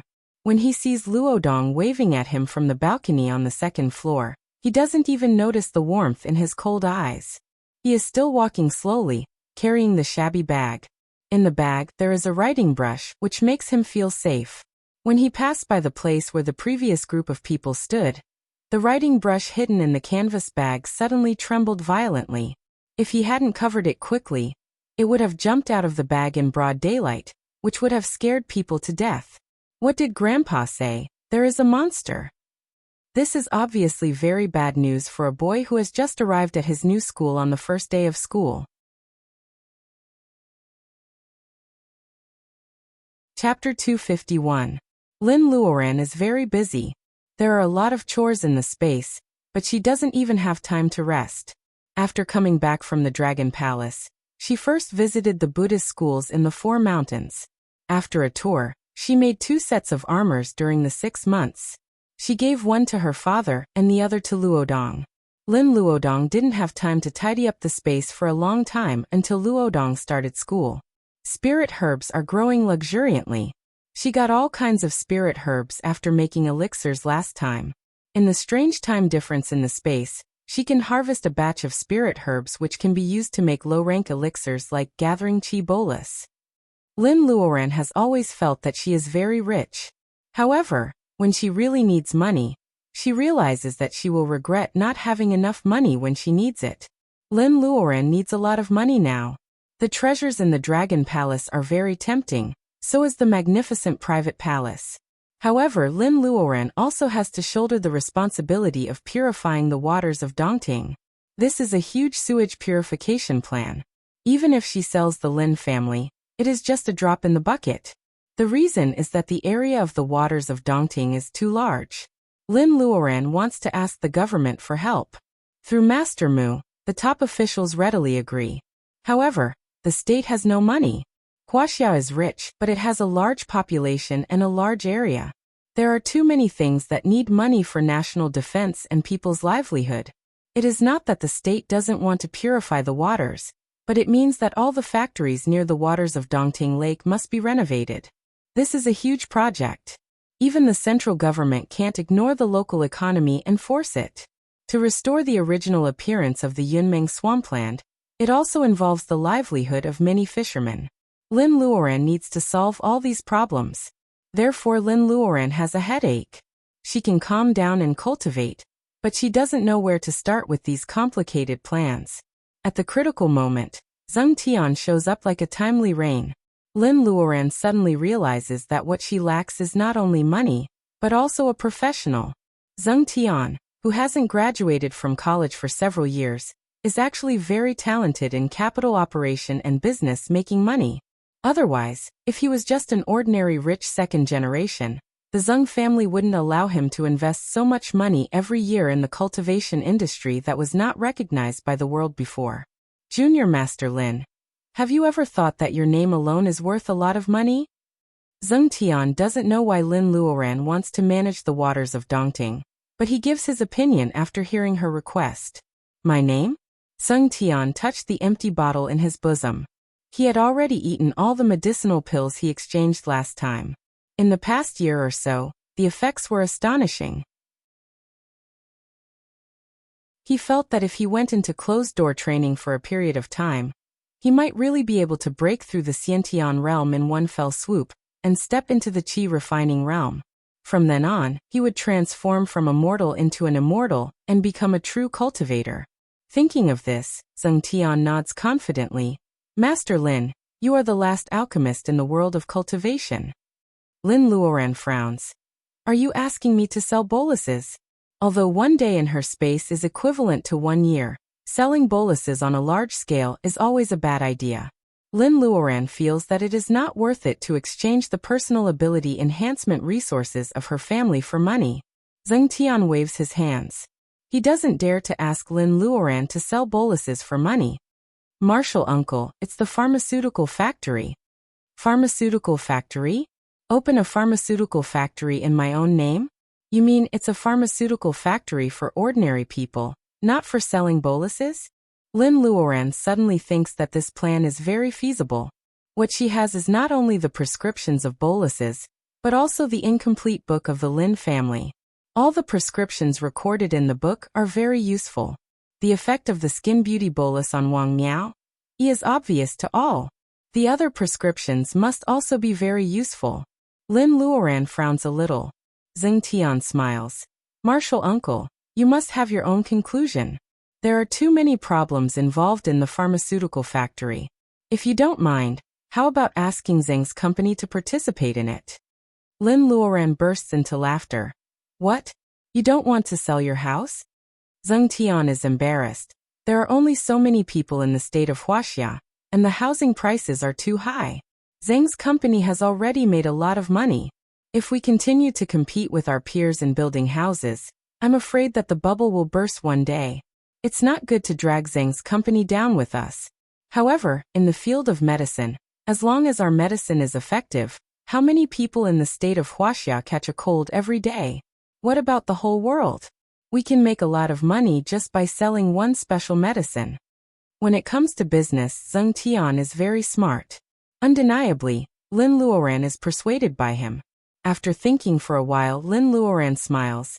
I will come up with the prescriptions and be responsible for building the medicine base. Zheng's company will pay the money and be responsible for the marketing. You can use my name when you try to pull strings. Zheng Tian agrees. Of course, he doesn't dare to extort money from Lin Luoran. He says that he will calculate the cost and then calculate the equity. Lin Luoran tells him to think about it himself and drives Zheng Tian away. When she calls Master Mu to ask about the feasibility of this plan, Master Mu scolds her again. It's not that Master Mu thinks it's wrong to run a pharmaceutical factory to make money. He believes in the quality of the medicine with Lin Luoran's participation. However, the pharmaceutical industry is deeply involved with the health system and hospitals. If the medicine developed by Lin Luoran is popular, many people will be sacrificed. How can people be okay with this? The Zheng family is in the real estate business. You might as well cooperate with the Qin family. Commander Qin is very influential. Master Mu's advice makes Lin Luoran blush. Lin Luoran was born as an ordinary citizen, so she knows nothing about these things. After all, this is a society where ordinary people are the majority. If she doesn't understand these unspoken rules, she can't force people to sell the medicine, even though she is a cultivator. Fortunately, Lin Luoran is good at listening to other people's opinions when she doesn't understand the field. She immediately invites the Mu family to participate. Master Mu is silent on the other side of the phone for a long time. He sighs. Well, the Mu family owes you a favor. It doesn't matter this time. Even if the Mu family shares in this matter, we will also participate in the construction of the medicine base. Lin Luoran has no problem with this. The Lin family is not a big family with a shallow foundation. She doesn't want her parents to be delayed by these ordinary affairs. The main focus of the Lin family is to cultivate leisurely. When Commander Qin comes to see Baojia, Lin Luoran brings up the plan. Commander Qin doesn't agree immediately as she expects. He stares at Lin Luoran for a long time. Why do you want to make money now? Lin Luoran feels guilty. Although I want to make money, the medicine is indeed effective. What do you think? Commander Qin is old and firm. He starts to gossip. Is it the medicine of Taoism? Isn't it too much of a loss for you to sell it? Lin Luoran shakes her head. If I sell elixirs to ordinary people, they will only waste the medicine. I want to develop some special medicine for ordinary people. Commander Qin stops talking. He thinks for a long time and shakes his head. You also want to develop some special medicine of the special medicine. There are so many old bastards like me who don't want to die. When they need your help, your pharmaceutical factory will run smoothly and make a lot of money. Lin Luoran puts her hand on her forehead. She hasn't experienced this before, but she is not stupid. She understands Commander Qin's words. However, she has a headache because she understands it. At first, she just wants to make money to build the sewage project of Dongting Lake. How come the plan is getting bigger and bigger? In the end, what does the Zhengs, the Mu's, the Qins and the Lins want to do? Lin Luoran has a feeling that many people in the same industry will want to marry her in the future. Commander Qin looks at Lin Luoran's wrinkled face and pokes her nose. Hey, it's useless to think so much. If you need anything, you can contact Lu Sanchan. I adopted him as my godson, so he has many connections in the Qin's family. I don't have time to run a pharmaceutical factory. You can talk to him. Lin Luoran nods. Commander Qin thinks for a while and says, Lu is getting married next week. He will hold a banquet in the military compound. You can come to the banquet and get to know each other. Lu Sanchan is getting married? Lin Luoran can't help looking at Baojia's room. Even a pig can see that Lu Sanchan, an honest man, likes Baojia very much. He has been waiting for more than 30 years, but he has never had a girlfriend. Why is he getting married next week? Commander Qin sees through Lin Luoran's mind and smiles. However, he suddenly feels old. He doesn't know that Baojia is in trouble. I forced him to get married. My grandmother knows the result of the marriage between a mortal and a cultivator. I don't know if it's right or wrong. But you know Baojia's condition. We don't know when she will wake up. Do you want Lu to wait for her for the rest of his life? The Qins are not that shameless. It turns out that Commander Qin is worried about Baojia, but he hides his worry in his heart. Lin Luoran feels tears in her eyes. She gently hugs Commander Qin. Grandpa Qin, don't worry. I promise that Baojia will wake up. She will. Commander Qin murmurs. Can I wait until that day? Lin Luoran nods hard. She has seen Commander Qin's body with her clear eyes.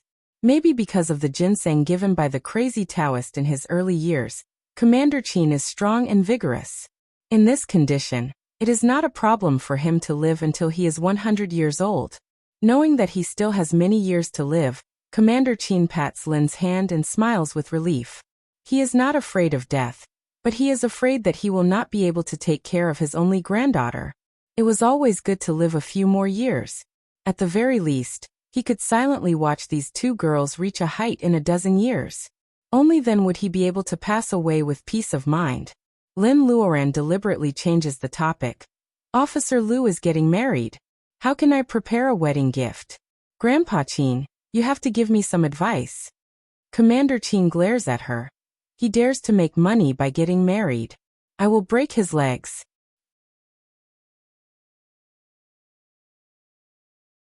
Chapter 252. Lin Luoran sees Li Shi, Er's fiancé, before Lu Sanchuan's wedding banquet. Lin Luoran sees a young cultivator walking around outside the door after she sees Commander Qin. The autumn sun shines through the glazed tiles of the folk street, casting a golden glow on the street where Lin's house is. The young cultivator feels the fluctuation of Reiki from the protective circle of Lin's house. He doesn't dare to wander around. Lin Luoran knows that the young man with a bag is a cultivator in the early stage of training qi. He is not very handsome, but Lin Luoran has never seen a cultivator who is ugly because of the nourishment of Reiki. His eyebrows are very thick and he looks honest and straightforward. Who are you? The young man is calm. He has seen Lin Luoran for a long time, but he doesn't walk up until she sees the guest off. Master Lin, I'm Tofu. I'm here to deliver the butterfly bush flowers. Lin Luoran pats her head. She has forgotten something these days. It turns out that she has made an appointment with this cultivator named Tofu to see the butterfly bush flowers. You are Tofu. You must be in a hurry. Come in and have a drink. Lin Luoran can't blame herself. His bag is stained with mud and his face is not white. He is not like Tofu at all. Tofu follows Lin Luoran into the house carefully. As soon as he steps in, he gasps. Master Lin's house is full of pure and gentle Reiki. Anyone who cultivates here will be so lucky. Tofu is curious and careful, just like Granny Lu entering the Grandview Garden. He only dares to look around and breathe in the air full of Reiki. As an individual cultivator in his 20s, he has never seen such a place.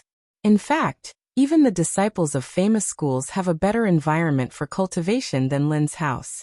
The bead is a converter of Reiki, and it is not something that everyone can have. Lin Luoran leads him to the living room. Seeing that he is a little nervous, Lin Luoran pours him a cup of hot tea. Thank you for coming here. It must be a long way, right? Tofu shakes his head. He doesn't drink the tea and hurriedly takes off the bag on his back. The cloth was unwrapped, revealing a large bamboo tube. Lin Luoran is surprised. This bamboo tube, which is a little bigger than a teacup, exudes light Reiki. It seems that it is not ordinary bamboo. The bamboo was filled with soil. 2 spiritual herbs that looked like mimosa were planted in the bamboo tube calmly. They were at the same height as the cut. Thank you so much. Lin Luoran has recognized the 2 spirit herbs, one big and one small. They are butterfly bush flowers. The larger one was covered in purple flower buds and looked to be at least 100 years old. The smaller one was much smaller, at most 10 years old. 2 of them are already beyond Lin Luoran's expectation. One of them even has flower buds, which makes her very satisfied. Of course, she was more satisfied with Tofu's attitude. This young man was afraid that the Reiki of the spirit herbs would be lost on the way, so he specially found this kind of bamboo with light Reiki to grow the butterfly bush flower. Seeing that Lin is smiling, Tofu is relieved. She must be satisfied with the 2 butterfly bush flowers. Seeing that he is finally not nervous, Lin Luoran asks with a smile. This bamboo tube is unique. Where did you find it? Holding the teacup, Tofu says, Master said you wanted butterfly bush flowers. I dug them up a few months ago, but I didn't know how to grow them. There were 3 of them, but one died. I went to many places and found this kind of bamboo with Reiki in the Sea of Bamboo in the south of Chuan province. I tried to bring it back and it worked. That's how I managed to grow 2 butterfly bush flowers. After calming down, Tofu gradually shows his talkative side. Lin Luoran doesn't mind his nagging. She quietly listens to him and thinks for a while before asking, Can you find this kind of bamboo? Tofu nods. He is happy. It seems that Master Lin not only wants butterfly bush flowers, but also the bamboo. His efforts are not in vain. Lin Luoran doesn't talk about the bamboo first. She asks, What do you want for these 2 butterfly bush flowers? Lin Luoran doesn't have a specific value for these spirit herbs. Last time she exchanged for elixirs, she just blindly thought about it. She can only wait for the price and see if she can accept it. However, Lin Luoran also knows that the butterfly bush flowers can only be sold to her. The formula of foundation-laying bolus has been lost, and spirit herbs have been modified. Except for Huang Weijian's grandfather who disappeared mysteriously, Lin Luoran doesn't know who else needs these spirit herbs. Hearing Lin Luoran's question, the young man with the codename Tofu seems to be struggling.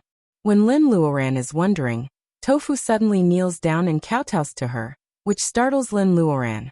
I don't ask for anything. I just hope that you can take me as your registered disciple, clean the house and light the fire. Take him as a disciple? Lin Luoran is confused. She doesn't want to take an apprentice. She is still a dabbler. Besides, she doesn't know anything about Tofu. How can she take him as her disciple? Hey, are you going to force me to be your apprentice? Lin Luoran holds back her anger and says kindly, Get up first. I'm not prepared at all. How can I take you as my apprentice? Tofu just buries his head on the ground. He keeps saying I'm being rude, but he doesn't get up. Lin Luoran almost loses her temper. Why don't you get up? However, people are visual creatures. Lin Luoran has a good first impression of Tofu. Seeing him like this, she thinks for a while and says, Do you have any difficulties? Do you know what it means to be a registered disciple? Tofu raises his head. I know. I don't ask for your inheritance. I don't ask for elixirs or cultivation methods. I just want to get rid of the name of an individual cultivator. Lin Luoran sneers. I'm an individual cultivator myself. If you want to ask for a title to bluff others, you'd better go to those big schools. I can't help you. No one would take someone as his apprentice for such a reason. If it weren't for the strict hierarchy in the world of cultivation, Lin Luoran would suspect that Tofu is here to make fun of her. Master. Tofu is anxious. He doesn't know how to explain. His forehead is sweating. When Lin Luoran is about to kick him out, Li Shier's voice comes from the door of the living room. Sister, do you have a guest today? Li Shier comes back with bags and passes by the living room. Lin Luoran guesses that Li has gone shopping again. Lin Luoran only nods to her because she wants to kick Li out. Li Shier is about to go back to her room, but she falls back. The bags in her hand fall to the ground. She points at Tofu in the living room and screams. Her scream wakes up the cyan little fox, which is dozing off on the island in the backyard. It thinks that a strong enemy of Lin's family has come, so it rushes to the front yard. Wrapped in the golden feather, Goldie, who is still an egg after more than half a year of incubation, also moved inside the egg. A small crack appeared on the huge round shell. What a killer! Li Shi's scream is definitely a killer. Lin Luoran covers her ears and waits for Li Shi to stop screaming. Then she shouts, "What happened? Tell me." Li Shi's nose twitches and the corners of her eyes turn down again. This is a sign that she is going to cry. She keeps her fingers on Tofu and says pitifully, "Sister, he is Yuan Yi. He must be here to force me to marry him." Individual cultivator. The early stage of training qi, forced marriage. Lin Luoran can easily connect these keywords together. She sees the cyan little fox staring at the tofu on the ground. Oh, it should be called Yuan Yi.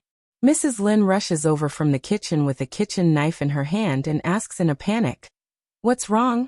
What's wrong?" Lin forces a smile. "Mom, let me introduce him to you. This is Yuan Yi, Ahem Shier's fiancé." Mrs. Lin almost drops the kitchen knife. Li Shier's fiancé? Mrs. Lin thinks to herself that this young man is quite spirited. She straightens her clothes and decides to go back to the kitchen to make some dishes. The cyan little fox walks back to the backyard gracefully.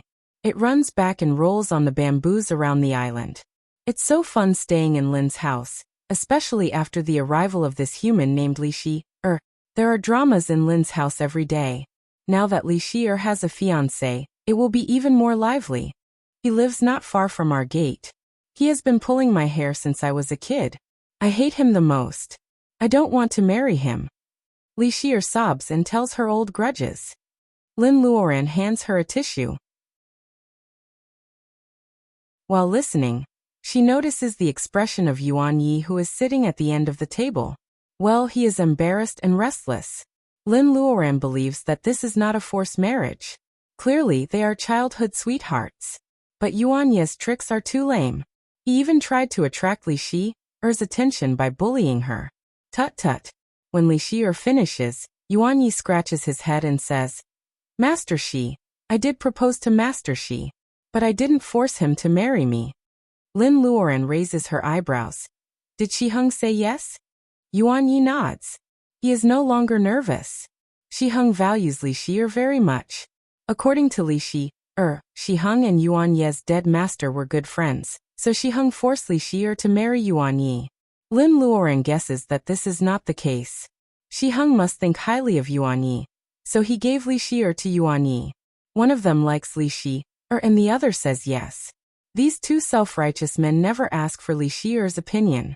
They poke a hornet's nest, and the little girl is so angry that she runs away from home. Lin Luoran thinks for a while and says, "Do you really want to be my apprentice, Yuan Yi?" Yuan Yi is stunned and nods in surprise. Lin Luoran sneers. "Don't be too happy. If you don't have any spells or elixirs, you will be willing to be my apprentice if the marriage between you and Li Shier is cancelled." Li Shier stops crying. She stares at Lin Luoran with her watery eyes. Lin Luoran is so powerful that she can cancel the marriage? Yuan Yi looks at Li Shi. She is obviously happy. He feels bitter and kneels on the ground. "I will. Master, please accept my greetings." He is willing? Li Shier blinks her eyes. Happiness comes so suddenly that she forgets to smile. Lin Luoran smiles. There is something in her smile. What a smart young man. The pavilion closest to the water enjoys moonlight first. Lin Luoran doesn't care about Yuan Yi's thoughts. She wants to build a pharmaceutical factory, and there is no one in the Lin family. Yuan Yi, the extra Yuan Yi, finally shows up.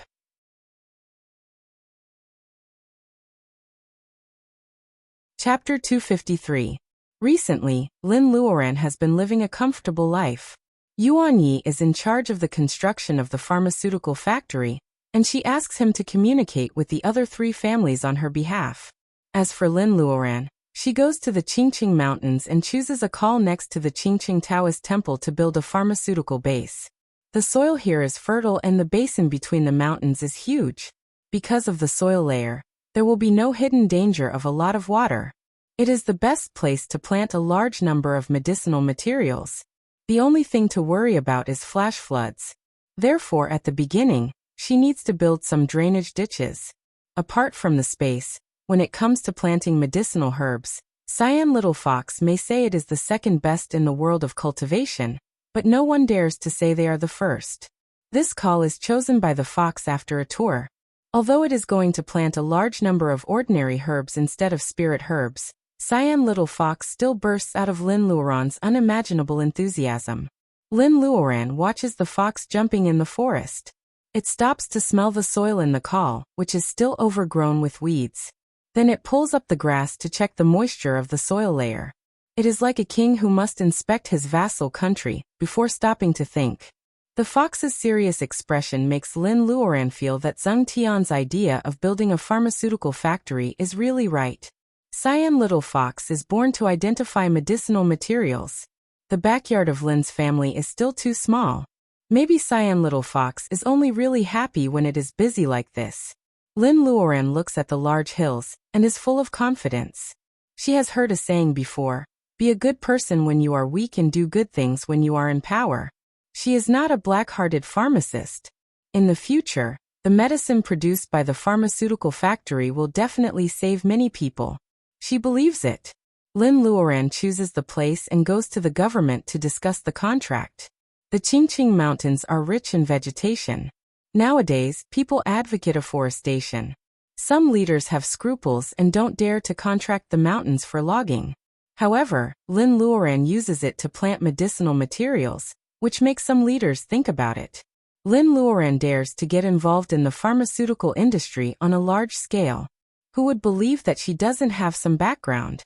Lin Luoran chooses a few contiguous valleys, which cover a total of 400 or 500 acres. If she really wants to build a medicinal material planting base here, the main roads in the mountains are different. First of all, mechanical planting is ruled out. Then some local labor problem will be solved.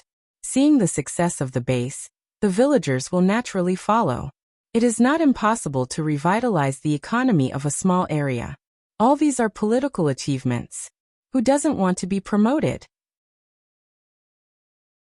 Even if someone were to promote him, he would still have to produce some results himself in order to enter the eyes of the big shots.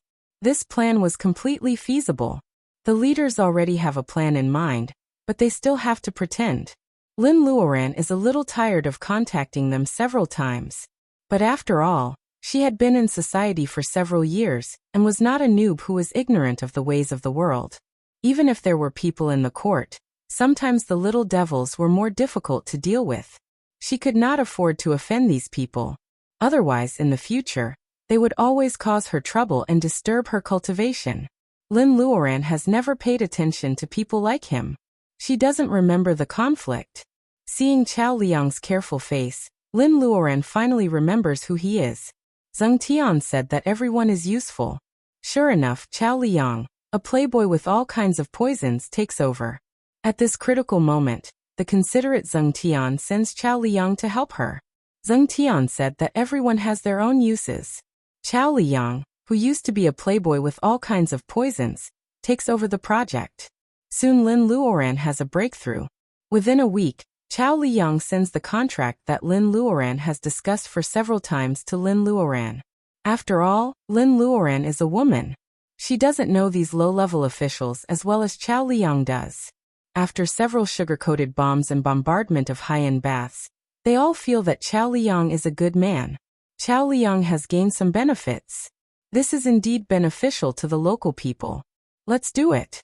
Even though they have been officials for a long time and they have all kinds of problems, many low-level officials are not so evil that they can't be cured.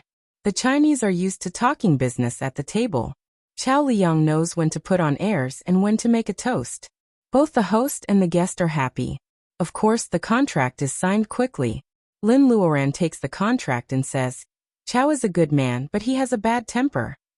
Chao Liang holds back his joy and nods. I've changed, Master Lin. Lin Luoran doesn't point out the way he calls Chao Liang. Chao Liang follows Zheng Tian and calls Lin Luoran Master Lin. Lin Luoran, who is becoming more and more like an otaku, doesn't think about why Chao Liang is working so hard. Lin Luoran hasn't gone out for a long time and has been focusing on cultivation. She has never thought about the situation outside the state of Wuxia. Since the shocking scene on the Tianfu Square was filmed, many young cultivators in the world of cultivation become less cautious. That is to say, people often see cultivators riding on swords in the news. People finally know that these people are not immortals, but cultivators with great power. The cultivators in the state of Wuxia are called cultivators. It is no secret that there are such people in the state of Wuxia. Many ordinary people are thinking about how to learn immortal spells and seek immortality, like those cultivators. Of course, immortality is impossible. Even if the information about the cultivation world is updated, the most powerful cultivator is only in the level of bearing essence. How can it be called immortality? Although a cultivator's single attack is powerful, the world of cultivation is declining nowadays. Cultivators in the level of bearing essence don't want to make a move easily. Nobody has the power to topple a country or overturn the sea like the Qi trainers in ancient times. With a missile, the defensive circle of each school in the state of Wuxia can't even defend itself. The Earth is heading towards a technological civilization. The declining world of cultivation can only serve as a deterrent. It has all kinds of privileges, but it can no longer decide the direction of civilization. Master Mu and the others signed the Treaty of Peaceful Coexistence between cultivators and ordinary people.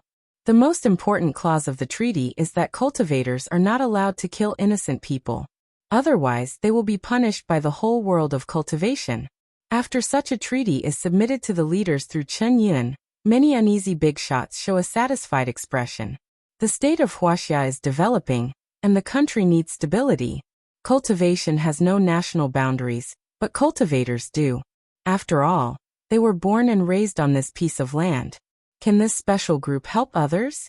Not to mention the fact that the invasion of the state of Wuxia has only been a few years, and Master Gua, a cultivator who made great contributions at that time, is still alive. Besides, the special department has been around since the founding of the state of Wuxia. They have made a lot of contributions, so the top officials have a good impression of cultivators. Well, they are just a group of cultivators who are better than traditional martial arts but not immortals. They can still coexist peacefully and benefit each other. Firearms give confidence to those in power. In this delicate balance, people are gradually told about the existence of cultivators. Compared with the top officials, ordinary people are more concerned about whether they can learn the arts of immortals or not. There is an upsurge of cultivation among the people.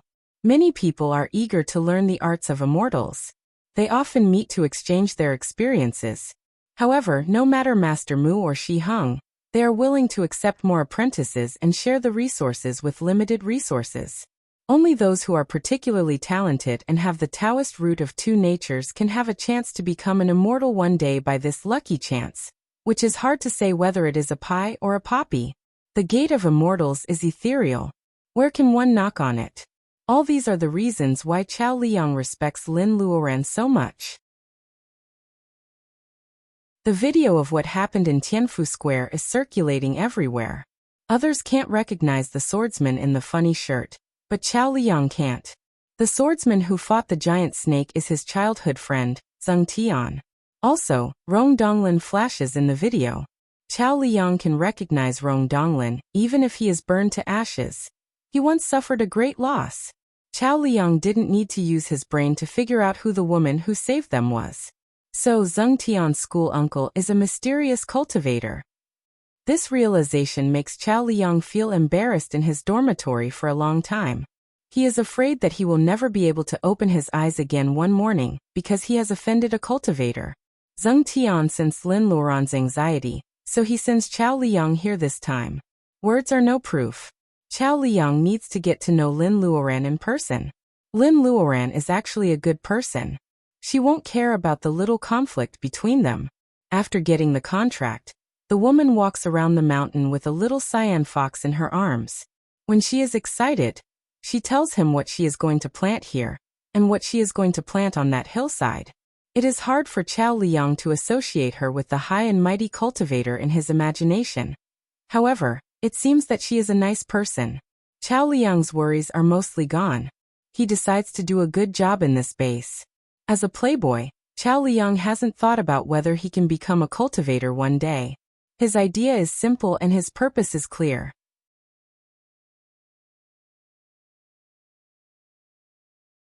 Chapter 254. The construction of the pharmaceutical factory goes well. The medicinal herb base of the Lin family in the call has been cleared out and started to plant in 1 month. Some plants are transplanting, and some are sowing. Angelica and Poria cocos are common medicinal herbs. Ginseng, which can only be used as medicine after a few years, is also planted in the shallow forest on the hillside. There are paths in the forest. Lin Luoran thinks that it is better to pay more than to destroy the green water and mountains. Therefore, she plans to carry the medicinal herbs out of the base by manpower instead of building cement roads. The Zeng family is the leader in building houses. They send several engineering teams, and soon many wooden huts are built around the base. Ginseng and other medicinal herbs are very precious, so the whole base must have its own guards. These things need to be built slowly. For now, they hire experienced hunters to guard the base. The wooden huts are dotted on the hillside. Looking down from the top, the flattened call has a wide view. As long as there are no blind spots, a few huts in each call are enough to help each other. After building the wooden huts, the engineering team starts to build the staff dormitory. Lin Luoran only has one requirement. The construction of the dormitory must not be rushed and the foundation must be solid. It is difficult to transport cement in. Lin Luoran thinks about it and decides to build a wooden building with 3 floors. Each room has its own bathroom, which is the size of a standard room in a hotel. In the future, there will be a single bunk bed like in the dormitory. In fact, 500 acres of land doesn't need many people. The initial employees are all local villagers. Lin Luoran heard that they provide food and accommodation. It is close to home. Is planting medicinal herbs more difficult than farming? Therefore, many people want to work here. Compared with planting crops step by step, in fact, medicinal herbs need more careful care. At least when sowing seeds, Lin Luoran has seen Cyan Little Fox watering different kinds of medicinal herbs. This is like a special talent of the little fox. The little fox is very good at it. However, Lin Luoran didn't take it out from the underground world to make it a coolie. The Cyan Little Fox will be exhausted if it has to water the 500 acres of land. They needed professionals. Professor Chi introduces her to several old friends of the Agricultural University. They have both theory and practice on planting. Lin Luoran really wants to keep these old professors. However, she knows that she doesn't have enough influence. Therefore, she has to ask them to recommend some of their favorite students. It's boring to work in the mountains. Lin Luoran offers them a generous salary. They just graduated from the university and need to find a place to practice. There are always people who are willing to stay. Especially when Lin Luoran gives them some high-quality seeds. These young people suddenly feel that they have made the right decision to stay. Happy to see the prey, happy to see the prey. Why are all these poria seeds so big? The wolfberries were also plump and rosy. They had to be planted and observed properly. Lin Luoran sees them leaving happily with bags of seeds in their hands. She is happy to send the waste away. Since the space has expanded a lot, Lin Luoran didn't leave out the Chinese herbs she planted first. Unlike spirit herbs and spirit medicines, the harvest time for them is very short. Lin Luoran has collected many seeds that have evolved for many generations. She gives a few of them to the top students of Agricultural University, which is enough for them to study for a long time. Well, should I turn the whole base into optimized medicinal herbs? Forget it. It's better not to be too shocking. It's better to mix some seeds with them. Despite this thought, Lin Luoran still adds some spring water from the space to the newly dug well in the base. She hopes that the base will bear fruit soon. Yuan Yi, look at this mountain area. I'll leave it to you.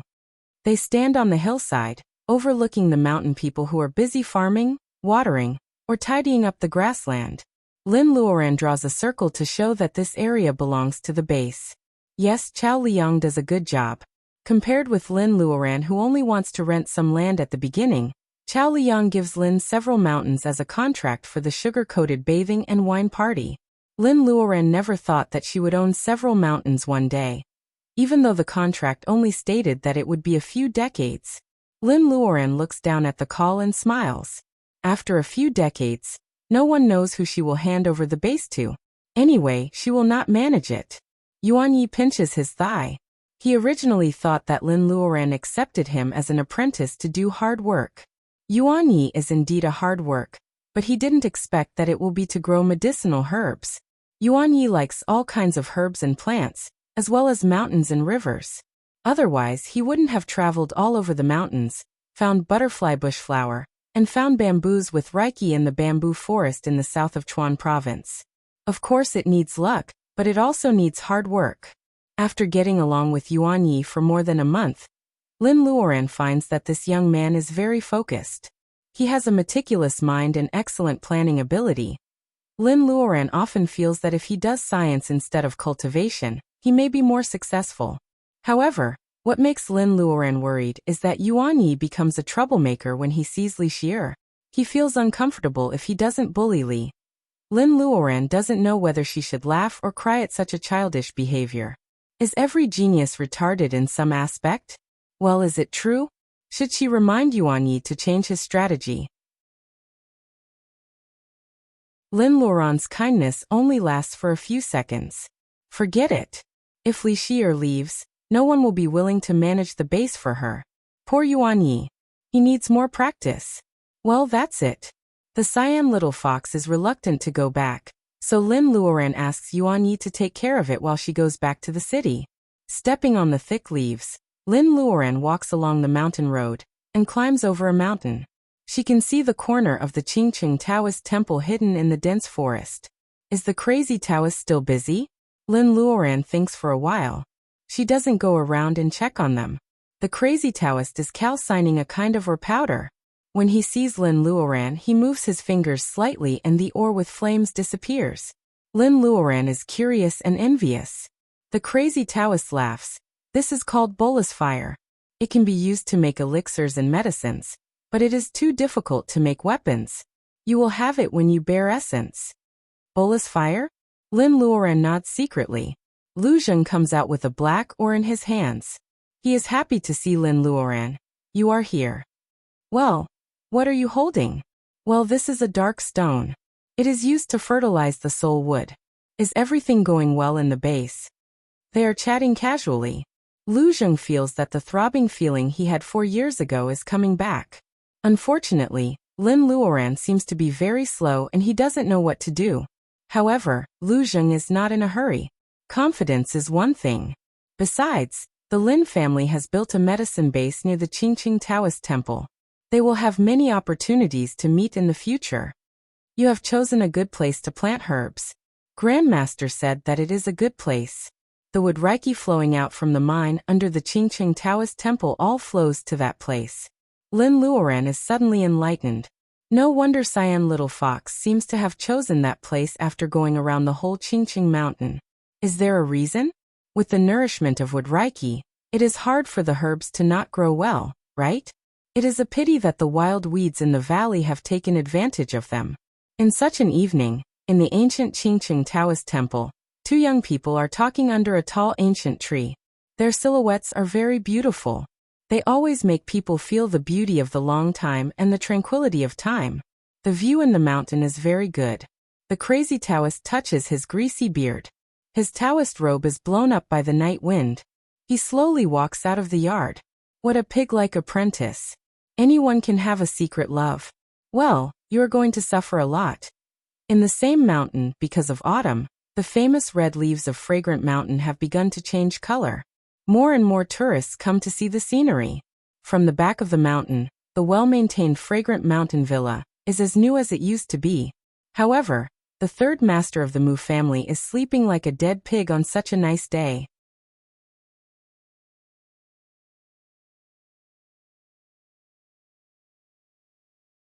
Chapter 255. The adults are busy with the medicine base. Even Mr. Lin, who used to be a mountain walker, is very interested in the base. He often goes to the base to have a look. Luodong is so busy that he inevitably neglects the young one at home. Luodong feels that he has finally melted the iceberg named Huang Weijian. Because Huang takes the initiative to hitch a ride, the back seat of Luodong's bicycle, every day after school. Under the pressure of being laughed at by Fatty Ma Ming, Huang is very loyal to his job. He says that there are many tourists in the folk street, and there is a lot of garbage there. He will never go back empty-handed. In fact, Huang is right. Huang does get a lot of things every day. Luodong doesn't doubt this reason and accepts it. After a month, even the shopkeepers of the folk street know this boy who is dressed in a famous middle school uniform, but picks up garbage every day. The monster in Huang's imagination still doesn't show up. Every night before he goes to bed, the boy is thinking about whether he should continue tomorrow or not. Is it possible that he is wrong? No way. Grandpa said that the bald pen is most sensitive to monster Reiki. It can't be wrong, right? Is it because his cultivation is too low that it affects the bald pen's judgment? The youth tossed and turned in bed between such affirmation and self-denial. No matter how precocious he was still a 13-year-old youth. He did not have a clear understanding of his own ability, and he did not understand the origin of the bald old pen. Huang doesn't tell Luodong's family that there might be a monster in the school. He just tries his best to protect Luodong on his way home. Tomorrow he will go to every corner of the school. Maybe the bald pen is too old to work.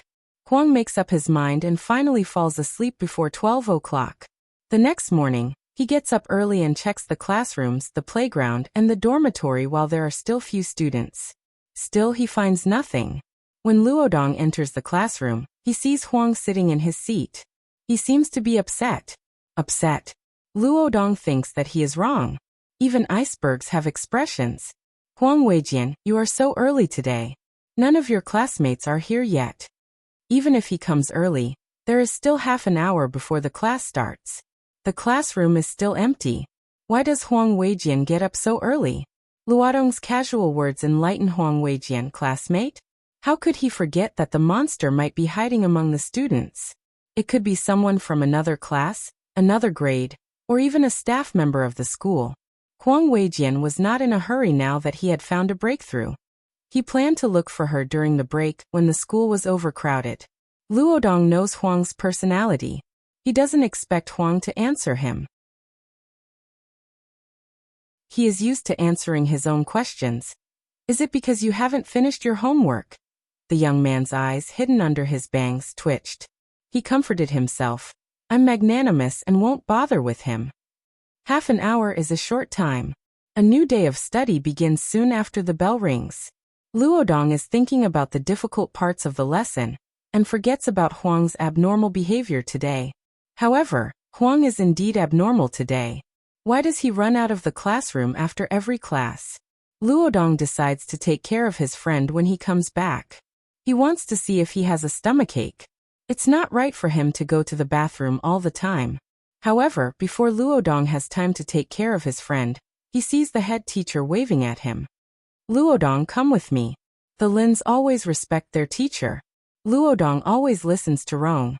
Hearing the head teacher calling him, Luodong stands up quickly and follows the head teacher to the office.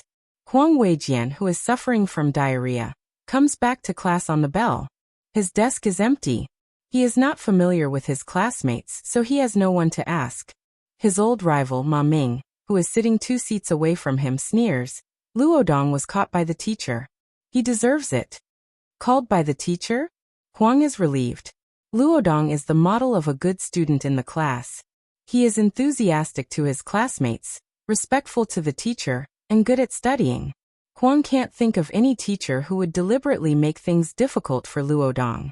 Ma Ming makes a face at the back of Huang Weijian. Coincidentally, he is caught by the teacher on the podium. The teacher asks the little fatty to stand up and answer the question. Ma Ming mumbles for a long time, but he can't answer the question. All the students in the class laugh. The fat boy's face is shaking with anger. He feels humiliated because of Huang and Luodong, who used to bully him. He sits down and secretly texts his former followers. You guys skip class and ambush me at the school gate this afternoon. After a while, the other side asks, ambush who? How many people do you want to bring? Ma Ming is furious. Who the hell do you want to bring? They are not gangsters. Thinking that they are going to deal with 2 people, he replies angrily, bring more people. We'll talk when they come. Receiving a positive answer, the fat boy puts away his phone with satisfaction. He smirks at Huang's back and buries his head on the desk. He has an appointment with Mr. Zhou. It's better to be early. When Luodong comes back, the class is almost over. As soon as Luodong sits down, Huang frowns. The bald pen, which has been silent for a month, trembles slightly as if it is reuniting with a family member. Monster Reiki. Luodong is stained with Monster Reiki. Who did you see just now? Huang Weijian lowered his voice. What? Is Huang concerned about me? Luodong also lowers his voice and tells Huang what happened. It turns out that a European financial group donated a library to a famous school in the city and is planning to have an exchange program. The school is also a famous school in the UK. The head teacher wants to recommend Luodong, who is the best in all aspects of the class. That's why Luodong was called to the principal's office. He asked about Luodong's opinion and showed it to the person in charge. That's why Luodong came back so late. Exchange student? Huang feels that he has grasped something important. He asks, just you? Luodong shakes his head. There are more than a dozen people. I heard that they must be good at English. I'm not good at English. I don't want to go. Huang nods. Luodong doesn't like English very much. He always finishes his homework. However, after one trip, the bald pen is moved by the monster Reiki. Is this a monster that Huang can deal with? Ask your sister to pick you up today. I have something to talk to her. Huang thinks for a while and decides not to tell Luodong about the monster in the school. Luodong is an ordinary person. Telling him about the monster will only make him scared. It won't help much. Luodong thinks that it is true, so he sends a message to Lin Luoran after class. Then he puts the matter aside. My sister said that she is still in the mountains. She will arrive in half an hour. Why don't you tell me and I'll go back and ask her? Luodong pushes his bicycle and stands on the sidewalk beside the school gate with Huang. The parasol trees are peeling and the sanitation workers are cleaning. Luodong suggests to Huang. However, the boy is looking at the crowded school gate vigilantly. He doesn't hear Luodong's suggestion. Is it because of his pride that he doesn't want to tell me? Luodong mistakenly thinks that the boy's silence means that he doesn't agree. He doesn't ask further and waits patiently with Huang. The sun is shining brightly. Students rush out of the school. The crowded school gate is now empty after 10 minutes. Lin Luoran hasn't come yet. Huang doesn't see the monster either. Fatty Ma Ming, who was ambushing in the other alley, was already impatient. What is wrong with them today? Why are they guarding the school gate? There is a snack shop in the alley. Ma Ming has finished 3 servings of potatoes and a dozen skewers of mutton. Luodong and Huang still haven't come. The chili noodles of this snack shop are delicious. One of the followers feels his tongue numb. He says in a low voice while panting, Boss, there are not many people at the school gate. Let's rush out and fight. Ah, boss, why are you hitting me? Ouch. The little follower hugs his head and shrinks on a small stool. Ma Ming is holding a plate of wolf's teeth land in the snack bar. He knocks the little follower several times, and the flesh on his fat face shakes. Fight at the school gate? Are you trying to get me expelled? Motherfucker, do you think this stupid selective school is cheap? My old man has paid so much money, and it's all for the sake of digging my blood. Now you want me to get expelled for nothing and waste my future inheritance? Charging up to fight. Was that still considered an ambush? These idiots. Ma Ming stuffs a potato into his mouth and feels superior in terms of IQ. What is his father's is his own. Ma Ming does a good job. The owner of the snack shop laughs. All middle school students have fought before. They run a small shop. They don't need to be nosy. The teenagers who just entered middle school are all shocked by Ma Ming. The boss is indeed the boss. He keeps flattering Ma Ming and stuffs potatoes and mutton skewers into his mouth. Let's wait. A black Lincoln stops. The door is pushed open. A handsome blonde guy walks towards the two teenagers with a serious face. The bald pen is buzzing. Huang Weijian presses his canvas bag so hard that his knuckles turn white. How dare they fight in broad daylight? Luodong, yes. You are Luodong, right? The handsome guy looks familiar. Is he from the European delegation that he saw outside the principal's office today? Luodong nods subconsciously. I said I won't go to the exchange program. Why are you looking for me? The handsome guy smiles. Our lady said that you might be willing to talk. Let's talk in the car. This time, Luodong realizes that the guy is speaking in Chinese fluently. What lady? Luodong is alarmed. Sorry, let's talk in school tomorrow. I have to go home. He pulls Huang Weijian to leave. Luodong is sweating. He feels that his feet are being watched. He has a feeling that the bald pen is going to break out of the bag and attack the car. Ah, this is interesting. Let's take both of them. A female voice comes from the car. It is in Chinese. Huang Weijian doesn't even have time to attack. He is led to the car by the voice. Huang Weijian, come back. It's dangerous. Luodong yells. The handsome guy smiles. It won't be dangerous if you go with me. He takes out a folded silk handkerchief from the pocket of his suit and shakes it in front of Luodong. Luodong's armor has no reaction to the drug. Luodong passes out soon. Let's go. The car door is closed. The Lincoln moves into the traffic. Ma Ming and the others are stunned. One of the followers says, Boss, someone is robbing us. The fat on Ma Ming's face is shaking. Robbing? That's kidnapping.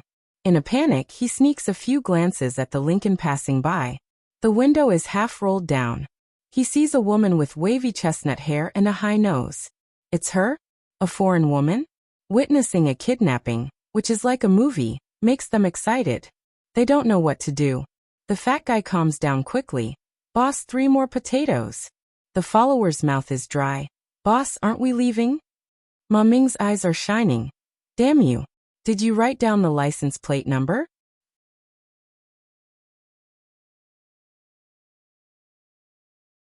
Chapter 256. On the way, Lin Luoran has a strange feeling. How should she put it? Her eyelids will keep twitching before something bad happens. Her eyelids are twitching. However, the traffic on the first ring road of the R city is not smooth. It's hard for Lin Luoran to speed up. The closer she gets to Luodong's school, the stronger the feeling becomes. Lin Luoran steps on the brake and stops the car in front of the school gate. The 2 kids don't wait for her at the school gate as promised. Lin Luoran calls Luodong, but his phone is turned off. Lin Luoran calls her mother, but she doesn't go back either. Strange. Lin Luoran opens the door and gets out of the car. It's still the path of the parasol tree. The fallen leaves have been swept away. The smell of people and the foul air of the city has left almost nothing behind. No, if she smells it carefully, there is a faint smell that makes her extremely uncomfortable. What is it? Since she started her cultivation, she has met many people. She has smelled a disgusting smell from the dead Zhou Yaowei. She smelled it in the Blood Pool Underground Palace. As for Xian Yuanping, her personal ability is high, so she doesn't feel it often.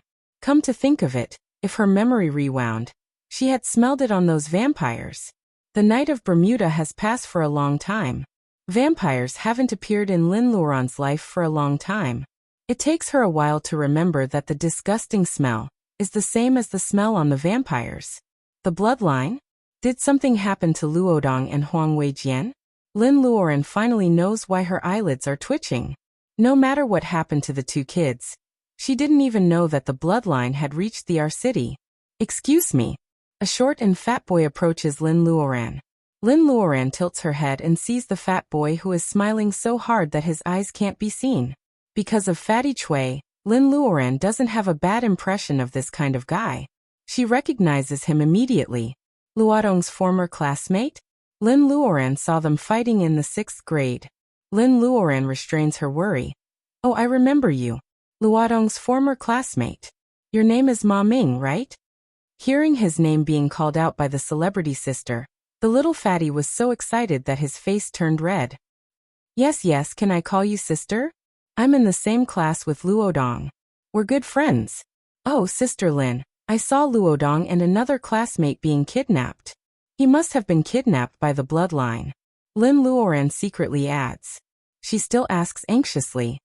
Did you see who kidnapped him? Ma Ming nodded fiercely. It's a foreign woman. That woman even came to our school. On the first day of school, the principal accompanied her. A female vampire. Good. Everything matches. Lin Luoran squints, revealing a dangerous aura. Lin Luoran's bottom line is to hurt her family. Seeing the change in his celebrity sister's expression, the little fatty took out a piece of paper as if presenting a treasure. It was the price list of a cheap snack bar, with crooked letters and numbers written on it. Sister Lin, I copied the license plate number. Please go and save Luodong. I'm worried about him. Chongqing CXXXX? Lin Luoran takes the paper and says, Thank you. Come to my house when you're free. The little fatty was waiting for this sentence. He nodded and said anxiously, Sister, please go and save Luodong first. Lin Luoran started the car and spread out her spiritual mind. When Lin Luoran's car was far away, Ma Ming's followers came out of the snack bar and said, Boss, we're not here to beat Luodong. Why did you save him? The little fatty said with a straight face. Do you know what kind of people get kidnapped? The little follower shook his head. Another follower asked carefully, Rich people? Ma Ming shook his head and said, Rich and powerful people. Since Luodong is not poor, we can try to make him join us. We can beat him, but the bad guys can't bully him. These words are very insightful for a 13 or 14-year-old boy. His followers are better at flattering him than some adults. Their flattering words are eye-opening to the owner of the snack bar. Ma Ming is almost dizzy with the flattery of the boss, who is the most loyal and so on. The little fatty laughed heartily. If I don't infiltrate these two stinky brats, how can I show my loyalty? You must be saved. The smell of people, the smell of fermented garbage, the smell of stray cats and dogs, the gas from burning gasoline, and the turbid air between heaven and earth. If Lin Luoran didn't search for the smell of the bloodline, she wouldn't know that the smell in the city could drive people crazy with the bead as an air purifier. Minister Chen, can you give me an explanation? Why didn't I get any news that the bloodline has arrived in the city? Lin Luoran didn't find the car either. She didn't know that she drove the wrong way, let alone the smell of the bloodline. Lin Luoran's tone of voice was not very good because she got nothing. According to the usual practice, as long as alien cultivators came to China through the normal way, local cultivators should have been informed by the special department. Alien cultivators must have different intentions. On one hand, they should be on guard. On the other hand, they could help the country to keep an eye on aliens. This was supposed to be a win-win situation. However, Lin Luoran didn't get any notice this time. She was caught unprepared. Chen Yin sounded surprised. The bloodline entered China? I didn't get any report at all.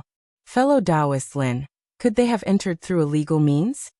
Lin Luoran simply hung up the phone. Enter China illegally? Which stowaway dared to visit a famous school in public? Lin Luoran didn't want to listen to Chen Yun's official talk anymore. She trusted her allies more than the special department. The official force, countless surveillance cameras, and the so-called Skynet must be feasible. In case Commander Qin was worried, Lin Luoran went to Lu Sanchun directly. Lu Sanchun hasn't finished his wedding leave yet. After hearing Lin Luoran's statement, he puts on his coat and is ready to go out. Hearing that he is going out, his new wife comes out of the kitchen. Hey, where are you going? Didn't you say you would make dumplings with me? Something happened to the Lin family. I have to help. Hearing that it was the Lin family, Mrs. Lu stops and smiles. Then go and come back early. Lu Sanchun has already rushed out of the door and is contacting acquaintances. Mrs. Lu leans against the door of the kitchen and stares blankly for a while. When the water in the pot is boiling, she remembers to turn off the fire. Lin Luoran's wedding gift, a necklace made of pearls from the Dragon Palace. The necklace is made of pearls and is supplemented by emeralds. There are red coral brooches, emerald earrings, and bracelets. Last time, she was joked that she married a poor officer's bestie. She married a middle-aged fat boss who is also a spendthrift. However, this set of jewelry makes her speechless. Thinking of this, Mrs. Liu feels relieved. The car disappeared in the western suburbs. It was captured by the last camera. There was no exit in the middle, and it was surrounded by streets. However, the next camera didn't show any trace of the car. As for the license plate number you provided, we have verified that it is a fake license plate, and we can't find the owner. It is the first time that a Lincoln is used to commit a crime in our country. The technician points to the video and explains to Lin Luoran. The places where the black Lincoln had appeared were all edited together. Counting from the school gate, it passed by Folk Street, which was not far from the Lin family, and finally drove to the western suburbs, until it disappeared from the street in broad daylight. That's right, this Lincoln disappeared in broad daylight. The picture of it passing by the Folk Street makes Lin Luoran feel like a naked provocation, which makes her sneer. Brother Lu, thank you for the trouble tonight. I will treat you to dinner after I finish my work. Lin Luoran remembers the road in the video and stands up. Lu Sanchun says seriously, "Do you want me to take some people to go with you?" Lin Luoran shakes her head. Ordinary soldiers are no match for the bloodline. Seeing Lin Luoran walking out, the technician wonders, "Brother Lu, your friend didn't call the police?" Lu Sanchun laughs. "I already did. Don't worry. Thank you so much for tonight." Lin Luoran walks out of the traffic police station. Li Shi'er has been waiting for her at the door. Besides her, Yuan Yi and another young cultivator whom she doesn't know are also there. "Sister, how is it going?" Lin Luoran hesitates. "Who is this?" "I am Xiao Xiaomu, a member of the special department in the R City. I am here to support Master Lin, under the order of Minister Qin." The young man is still childish. He looks like the group of young cultivators who went to the secret land with Lin Luoran. They have never been touched by blood. It is the first time for Lin Luoran to meet the clerk of the special department in the R City. He is too young. Lin Luoran is dissatisfied with Qin Yun, but she doesn't want to hurt the young man's confidence. She asks the three of them to get in the car together. Lin Luoran hasn't seen Li Shi'er for a long time. She seems to be about to break through the middle stage of training qi and enter the late stage. Yuan Yi and Xiao Xiaomu's cultivation is not high. Lin Luoran doesn't know how their combat ability is. The atmosphere is not relaxed, and the atmosphere in the car is very low. It is the first time for Xiao Xiaomu to see the legendary Master Lin in the world of cultivation. It is said that Master Lin's brother was kidnapped by the bloodline. Xiao Xiaomu doesn't know how he is now. Li Shi'er can't help crying when she thinks about what Lin Luodong has been through. Under such circumstances, Yuan Yi will not bully her. He is not afraid of fighting with the bloodline at all. He came to the school with his skills. If he wants to be recognized, he has to work harder. Soon, the car arrives at the western suburbs. There is an ICBC on the street. Lin Luoran remembers clearly that the Lincoln disappeared in this section of the street. She stops the car by the roadside, and the four of them get out. It is 9:30 in the evening. The western suburbs are not prosperous, and this is just a small town. The dim street lights are already on. There are not many pedestrians on this street. Lin Luodong and the others get off school at 4:20, plus the time they spend waiting for her at the school gate. The two kids have been missing for at least 5 hours. Lin Luoran is anxious when she thinks about what might have happened to them. There is nothing unusual on this street. How can the car disappear? It is easy to create a mini-world, but that is the method of cultivators. The bloodline is a foreign race with strong physical bodies.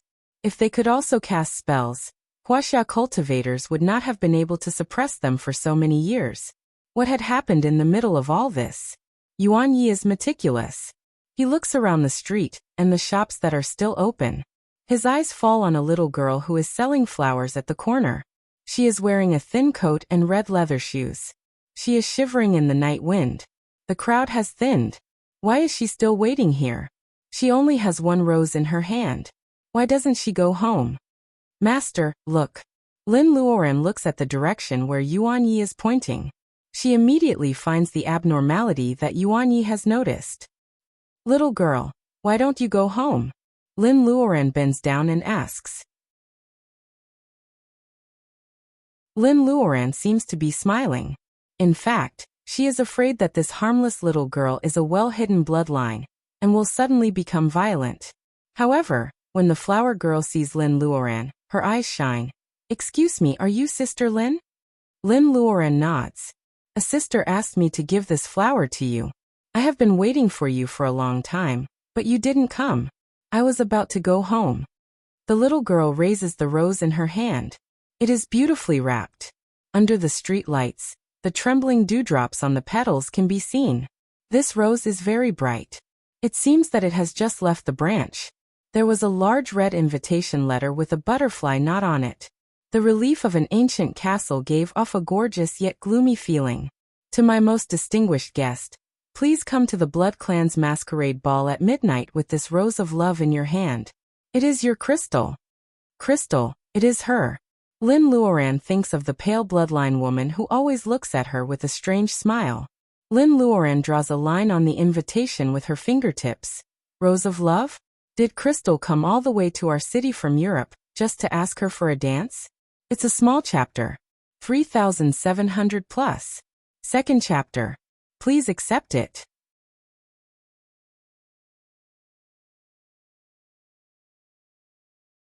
Chapter 257.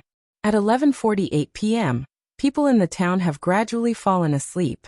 Lin Luoran is standing in front of an abandoned old building of the textile school. She doesn't look gentle. The rusty door, the original color of the ceramic tile walls, and the vines crawling all over the trees, the abandoned building gave off the smell of decay from the inside out. Only the roof, which was either pointed or round, was covered with colorful porcelain, which showed that it was deliberately designed in the European style many years ago. Is this the reason why vampires choose to live here? Lin Luoran arrives at 11 o'clock, which means that she has been standing at the door for more than 40 minutes. She is holding the disgusting rose of love, and wearing a cheap pearl and emerald feather mask, which she bought from a small shop on the street. Her eyes are exposed and most of her face is covered by the mask. She is wearing a new dress of this season from a famous brand. Li Xier forced her to put it in the space a month ago. The gold strapless dress with complicated hemlines makes Lin Luoran look like a golden mermaid. She also feels cumbersome. Lin Luoran has to play with them. She looks down at her watch. There are 5 minutes left. On the other side of the road, 3 young people are looking at Lin Luoran from the window.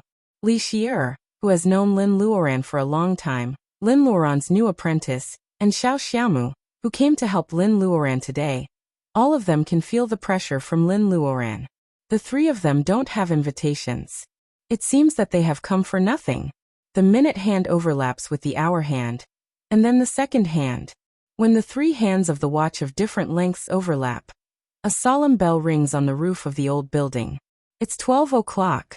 It's like the sleeping castle suddenly wakes up in the night. The mist is everywhere, and the lights in the old building area are gradually lit up. Music comes from afar. The iron gate of the old school is open from the inside. A red carpet is laid out. In the melodious music, girls in medieval dresses come out one after another. If it weren't for their pale cheeks and the unique smell of the bloodline, Lin Luoran wouldn't be able to recognize them. Lin Luoran really thinks that what she is seeing is just a scene of a European medieval dinner in a movie. While she was hesitating, a young girl lifted her skirt and bowed in greeting. Distinguished guest, please follow me. The grammar was very archaic. Was it old-fashioned English? The girl bowed. Through the low-cut dress, her smooth collarbone and white neck could be seen. Her waist is slender. Her blonde hair is curled up, and she wears a pink silk bow on her head. The hollow mask can just cover her eyes. She reminds Lin of Princess Sissy in the movies. She is beautiful and playful. She is a standard European palace beauty in the Middle Ages. Even the girl who welcomed them was so beautiful. Vampires were indeed a race that cared about appearance. Lin Luoran smiles and follows her without hesitation. Li Xier and the other 2 girls also want to go in, but the rest of the girls of the bloodline giggles. They push and shove, and the door is closed. Only their laughter and the corner of their skirts can be seen in the light. Li Shier stomps her feet angrily. Why didn't you try harder? You could have rushed in. Yuan Yi looks at the sky and Xiao Xiamu hurriedly follows. They are all young people who cultivate in the deep mountains. Unlike their peers in the city, they may have already reached the realm of no limit in their hearts. How dare they push the soft breasts that are particularly eye-catching because of the dress? However, Yuan Yi can't ignore Li Shier's temper. Yuan Yi smiles and says, "Call me brother and I will find another way to get in." Li Shier sneers, "According to seniority, you are my nephew now." The carpet under their feet is very soft. The fluff is at least an inch deep. Stepping on it is like stepping on a cloud. The dress is clean when it passes through the carpet. British-made cashmere carpets are not cheap in the state of Wuxia nowadays. As far as the eye could see, the entire building area was covered with a long carpet, including the violinist, the cocktail waiters, and the well-dressed and masked people who were chatting under the trees and by the swimming pool. There were no less than 100 people in this masquerade ball. Over 100 vampires. Lin Luoran feels that the situation is not very optimistic. Naturally, the building area had completely changed. The simple places that could not be changed were all covered with precious flowers and trees. The places that could be changed, such as the leaves, were so clean that they even emitted the fragrance of grass and trees. There were hazy and dreamy colored lights, ribbons, buffet food on the long table, and bright candlesticks. If it were not for the exquisite pastries on the long table that exuded a faint smell of blood, one would not be able to tell that this was the territory of the blood tribe. Hey, why are there human beings here? What a fresh face. Are they new blood slaves? A drunk young man of the bloodline is trying to touch Lin Luoran's exposed arm with his pale and slender hands. Lin Luoran doesn't know where the mask on his face is, and the bow tie on his tuxedo is untied. Before Lin Luoran can twist his hands, the girl who brought her here has poured the red wine in the young man's hand on his face. The red wine drips down from the young man's face to his exquisite neckline. The young man finally sobers up a little. His handsome face is a little twisted. Lin Luoran seems to see a small flame on his head. However, the girl's words are more effective than the red wine. She puts out the flame immediately. "Andy, this is Miss Crystal's guest." The young man of the bloodline apologizes. Lin Luoran walks past him and doesn't even bother to look at him. This is just a low-ranked bloodline. Even people of Yuan Yi and Xiao Xiamu's personal ability can deal with it. Lin Luoran panicked just now. However, after a closer look, she finds that the vampires in the yard are not powerful, which gives Lin Luoran confidence. After the girl takes Lin Luoran away, another man of the bloodline laughs in a low voice. "Andy, you are so bold. You dare to mess with a cultivator who is definitely one of the top 5 cultivators in the state of Wuxia." Andy's pale face turns even paler. "Is she the one that Miss Crystal chose?" The man of the bloodline laughs. "Cheers to the moonlight of the state of Wuxia tonight." Andy's glass has been splashed with his own wine. He can't drink. Lin Luoran hears their conversation clearly. Does this man of the bloodline not know that she has good hearing? Or does he not care about what she says? If the latter was the case, then it would not be a happy fact. What is Crystal's choice? Lin Luoran hates these ambiguous words when she thinks that the man of the bloodline is a woman of the same sex. The tallest old building is brightly lit. 2 silhouettes are reflected on the wall, which is infinitely beautiful. The young man with brown curly hair is not wearing a mask. He is very good looking. However, the baby fat on his cheeks adds some childishness to his handsomeness. He is more like a tall boy with a Shota face than a young man. The boy is looking around when Lin shows up at the corner. He looks at Lin for a while and says seriously, "Crystal, I have to say that your taste has been deteriorating in recent years. How can an Asian girl who looks like a bean sprout be more attractive than European beauties with slender waists and huge breasts?" The boy's words ruin the cuteness of the boy. It's a pity that Lin feels so sad. Crystal stares at Lin Luoran without blinking. She is the most accurate person I have ever seen in my life. "Radek, my dear brother, I hope you won't take her away from me. Otherwise, I won't care about our brotherhood." Being called brother by the beautiful Crystal reveals the age of the Shota face. He teases, "Your whole life? Little sister, Have you forgotten that you've lived for 480 years in this lifetime? The two of them argue. Crystal puts the bat in front of the window. The bat, which Crystal loves very much, opens its half-closed eyes and looks at Lin's right hand through the high window. The bead is hanging quietly on Lin Luoran's right hand. The bat's eyes are red. Lin Luoran suddenly feels that someone is staring at her maliciously.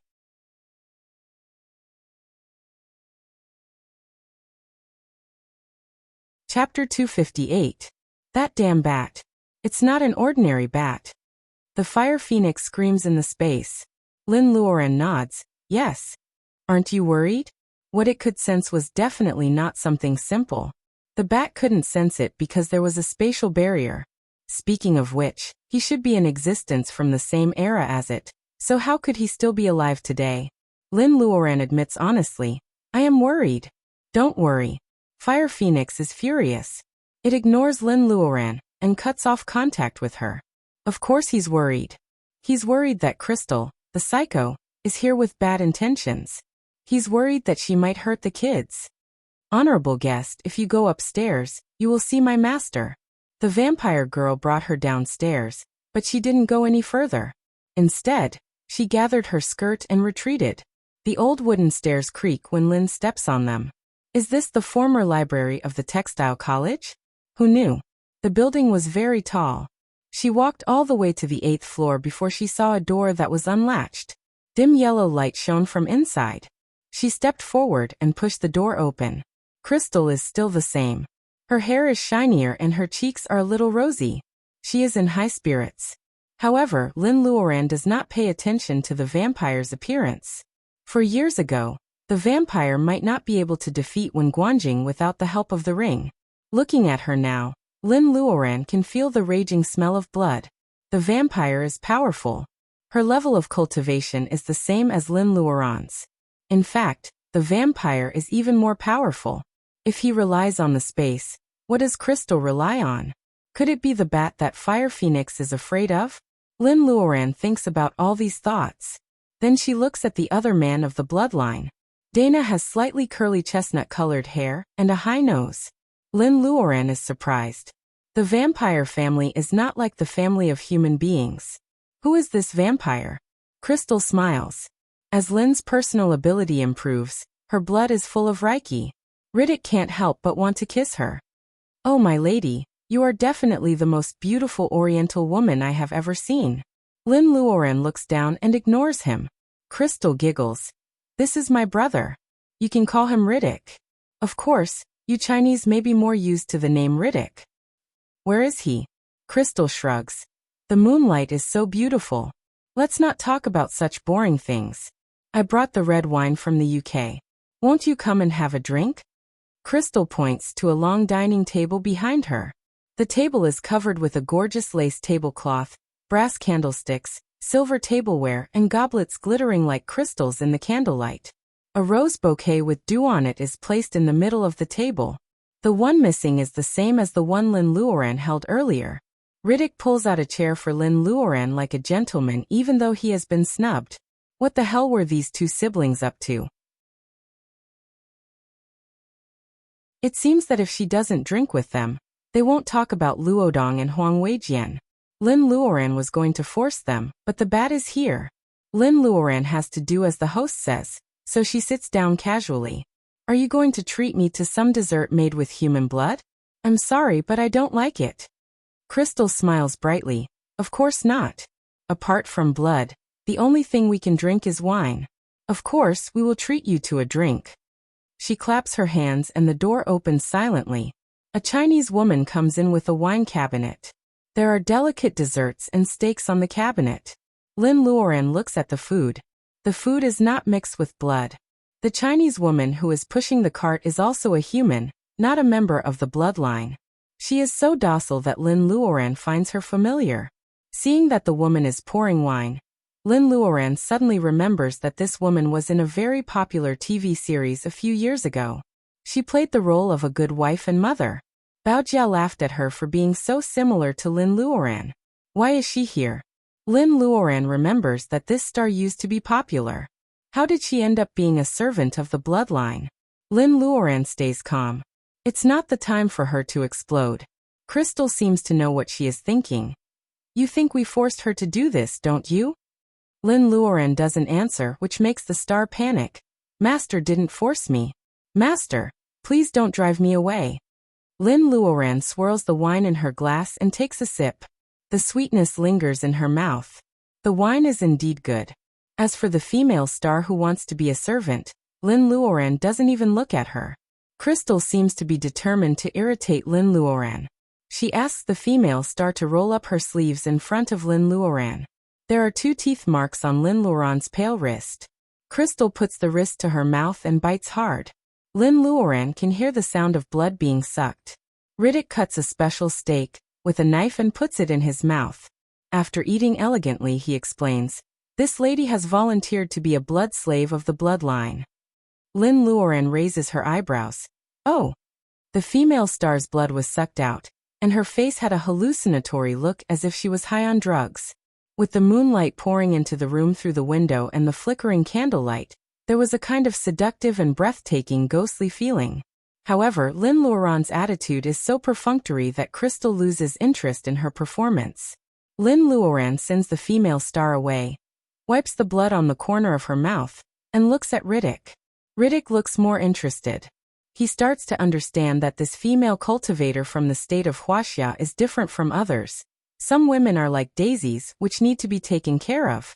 Some women are like wild roses, which can hurt one's hand if you are not careful. Vampires will encounter the first 2 kinds of women in their long lives. Another kind of woman is like Lin Luoran. You think you know what she is thinking, but it turns out that your plan is wrong. She is powerful and doesn't need your protection. You can't control her easily. You have to keep chasing after her and make yourself stronger so that you can control her body and mind. Riddick smiles, showing his cute canine teeth. Judging from his appearance, he does not look like a 500-year-old vampire anymore. Lin Luoran sees the eye contact between them. She finishes the wine in her glass and wipes the corner of her mouth. Can we get down to business now? The bat's small eyes flash with emotions that no one can understand. It flies out of the window quietly. The noise in the courtyard comes in through the window. This used to be a conference room in the old building of the textile school. Now it is decorated into a luxurious suite by the vampires. Lin Luodong looks at the steaming food and says to Huang Weijian, "Shall we play another game?" There is a game of Go in the suite. Lin Luodong has learned a thing or two from Rong, but Huang Weijian doesn't know how to play. Lin Luodong suggests that they play Gamoku with black and white pieces. After the initial panic of being captured, the 2 of them had been playing 5 in a row for a few hours. Huang Weijian shakes his head. "You will still lose the next game." Lin Luodong smiles bitterly.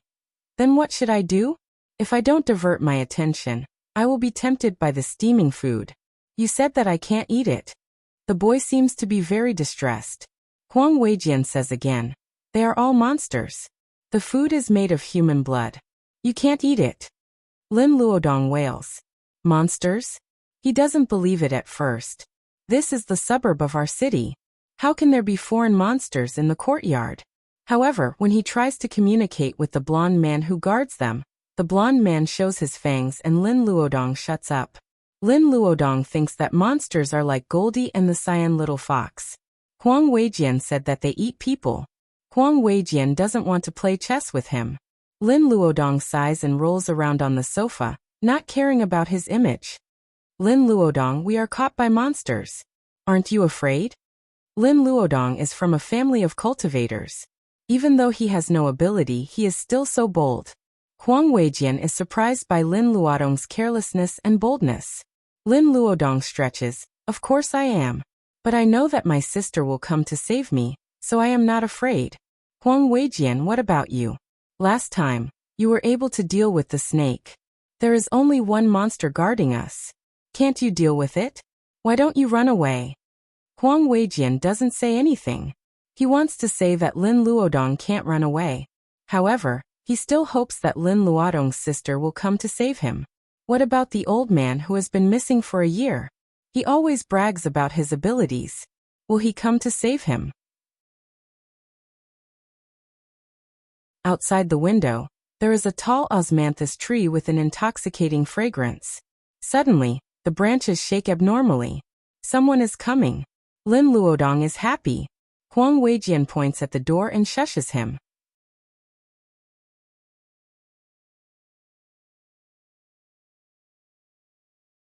Chapter 259.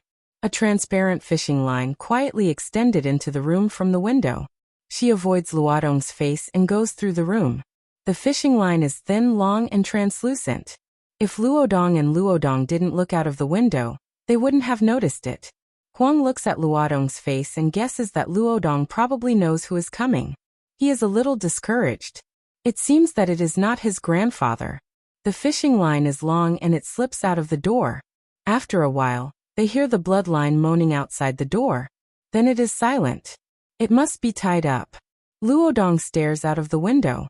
A golden light flashes and the iron bars of the window are cut like tofu. A small white hand grabs the iron bars to avoid making any noise.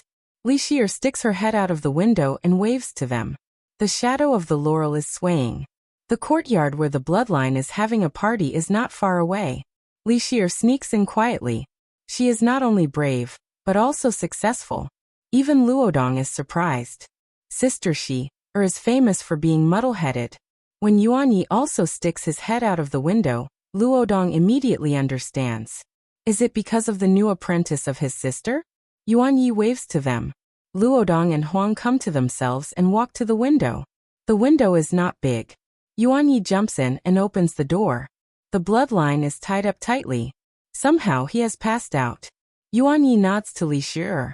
She moves her fingers and the fishing line wraps around her wrist again. Let's go. Yuan Yi sprinkles a bag of powder on them, indicating that they can go.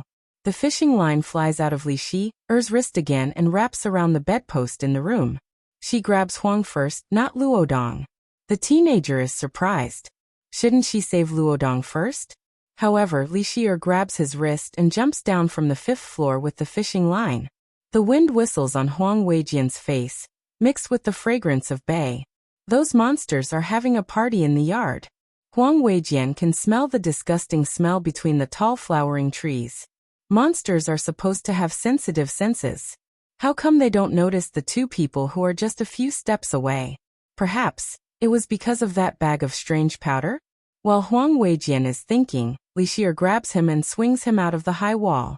A young cultivator that Huang Weijian doesn't know is waiting there.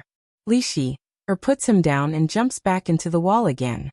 He tried to talk to the cultivator, only to find that there were fine beads of sweat on the cultivator's forehead. He was pinching a strange seal with his hand, directing the abnormal white fog in the yard to wrap them up. So the monsters didn't notice? Huang Weijian was very smart and quickly figured out the key point of the matter. The white mist covered his body, the powder covered his smell, and the magical fishing line magic weapon. That was how he was saved, right? Huang Weijian thinks for a while, and takes out the bald pen to prepare. Those monsters have searched him, but the bald pen is too broken. They throw it back without hesitation. Unfortunately, the canvas bag they have been carrying for many years is torn. Time seems to be slowed down. Xiao Xiaomu directs the white fog. Huang Weijian looks at the high wall alertly. Why hasn't he come out after such a long time? Huang Weijian suddenly realizes that the laughter inside the wall has disappeared. Did the monsters finish their party? The bald pen touches the wall, and the ink disappears. Huang Weijian takes the opportunity to jump onto the wall. The fog is very heavy. Huang Weijian looks out from the top of the wall. In the window where the railing has been cut, 3 people are pushing each other. A bat is floating in the air, flapping its wings. The bald pen seems to have seen a ghost. It flies out of Huang's hand and flies to the bat. The crooked curve is the bald pen's writing. Chu Shi Biao. Sister Xier go. Lin Luodong knows that he is a hindrance, so he keeps pushing Li Xier. Yuan Yi smiles bitterly. The window is surrounded by the bloodline, whose eyes are shining with red light. They can't get away. The bald pen rushed to the bat's side. It turned its head, not paying any attention to the ugly pen. Very quickly, the bald pen used its actions to attract the bat's attention. It was already halfway through the writing, and the characters flashed with golden light as they leaped out from the tip of the pen. A large net covered the bat. The smell of burning spreads. The bat is burned by the golden net? If Crystal had seen this, she would have been astonished. The bat, who doesn't take the bald pen seriously, tastes the bitter fruit in a moment. The surrounding vampires are in an uproar. Yuan Yi knows that this is a golden opportunity. He takes out 2 porcelain bottles from his arms and smashes them on the ground. A burst of dust is flying. The ubiquitous white mist provides a good opportunity for the dust to spread. The inconspicuous powder soon makes these vampires sleepy. Their eyelids are so heavy that they want to close their eyes and have a good rest. The bloodline are pushing each other to stay awake. Let's go. Yuan Yi pushes Lin Luodong to Li Shi'er. Li Shi'er wants to pull him, but Yuan Yi shakes his head. Li Shi'er stomps her feet and swings out with Lin Luodong in her arms. The white fog wets their hair. The wind is cold on their faces. Li Shi'er swings the fishing line higher and higher. Finally, she is standing on the high wall. Li Shi'er sees the sword behind her. The bloodline screams. Lin Luoran looks out of the window. Of course, the white fog can't block her eyes. Li Shi'er is standing on the wall with Lin Luodong in her arms. Huang Weijian's pen has stopped the bat temporarily. The wings of the bloodline are covering the sky. Yuan Yi is holding a flying sword shining with green light.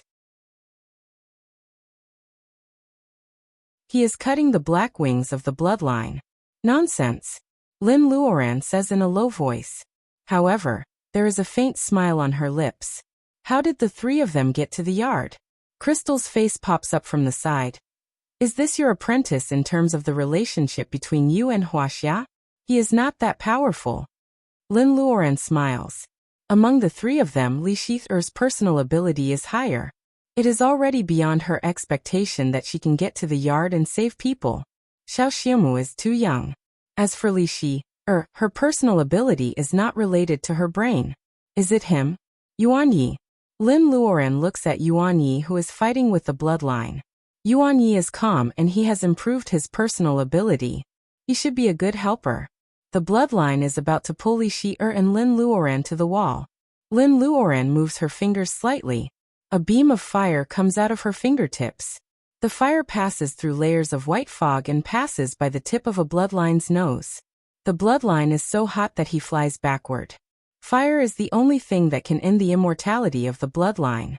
The European Vatican used fire to burn countless vampires in the Middle Ages. This kind of powerful fire makes the bloodline even more afraid. The fire forms a wall. The bloodline doesn't know what to do. The higher they fly, the higher the fire goes up. Lin Luoran's voice rings in Li Shi'er's head, calming her down. You take the 2 kids and go first. Don't worry about Yuan Yi and me. Li Shi'er bites her lip and jumps down with Lin Luodong in her arms. Xiao Xiaomu looks reluctant. Li Shi'er asks him to disperse the white fog. The 4 of them run to the car parked by the road. The fire is about to go out. The golden net is shaking. The bald pen gives up on the bat and flies back to Huang Weijian's hand. The bat is furious. It wants to chase them, but Lin Luoran's eyes are fixed on it. Lin Luoran's eyes are calmer than the moonlight. The bat flaps its wings and stops. Contempt? Is the female cultivator looking down on it? Lin Luoran combs her hair, which is messed up by the night wind. The bead glows, which makes the bat even more confused. Lin Luoran ignores it. She doesn't even look at Yuan Yi, who is still fighting. She steps back from the window. The room is filled with the fragrance of red wine. Lin Luoran and the 2 vampires have drunk 2 bottles of red wine. Don't you care about him? Compared with a few years ago, Crystal feels that Lin Luoran is as calm as a lake, and it is hard to guess what she is thinking. Lin Luoran drinks a lot. She is relieved that Lin Luoran and Huang Weijian have been rescued. At the same time, she feels hungry. The steak on the plate is cold. Lin Luoran touches the steak with her hand and smells the fragrance of burning oil. Riddick can't help but laugh when he sees Crystal being embarrassed. The steak is finished. Lin Luoran also has 2 pieces of cake. When she is about to wipe her mouth, the door is opened and Yuan Yi is escorted in. How did you lose? Lin Luoran knows what he is thinking from his expression. Ask me? Yuan Yi cheers up a little. I was exhausted. Lin Luoran nods. Yuan Yi feels that he has regained his fighting spirit. Crystal and Riddick look gloomy.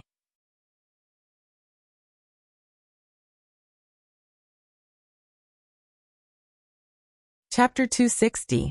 If she says no, will the two vampires get angry? Now Lin Luoran has nothing to worry about. She even hopes that they will be angry out of shame. It would be great if they shed all pretenses of cordiality. Then they can go home and find their own mothers. However, Crystal doesn't even frown.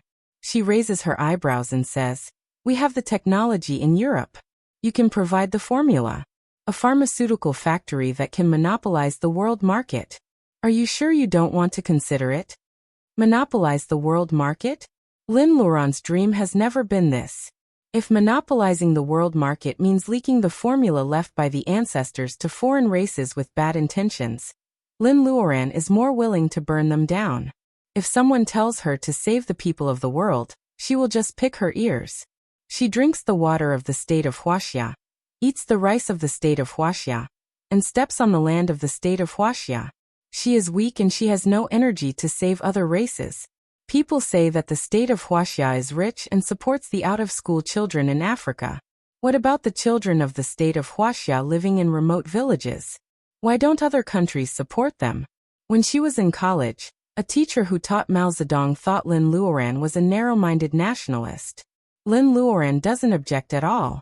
Yuan Yi curls his lips and says, "The state of Wuxia is a place full of heroes.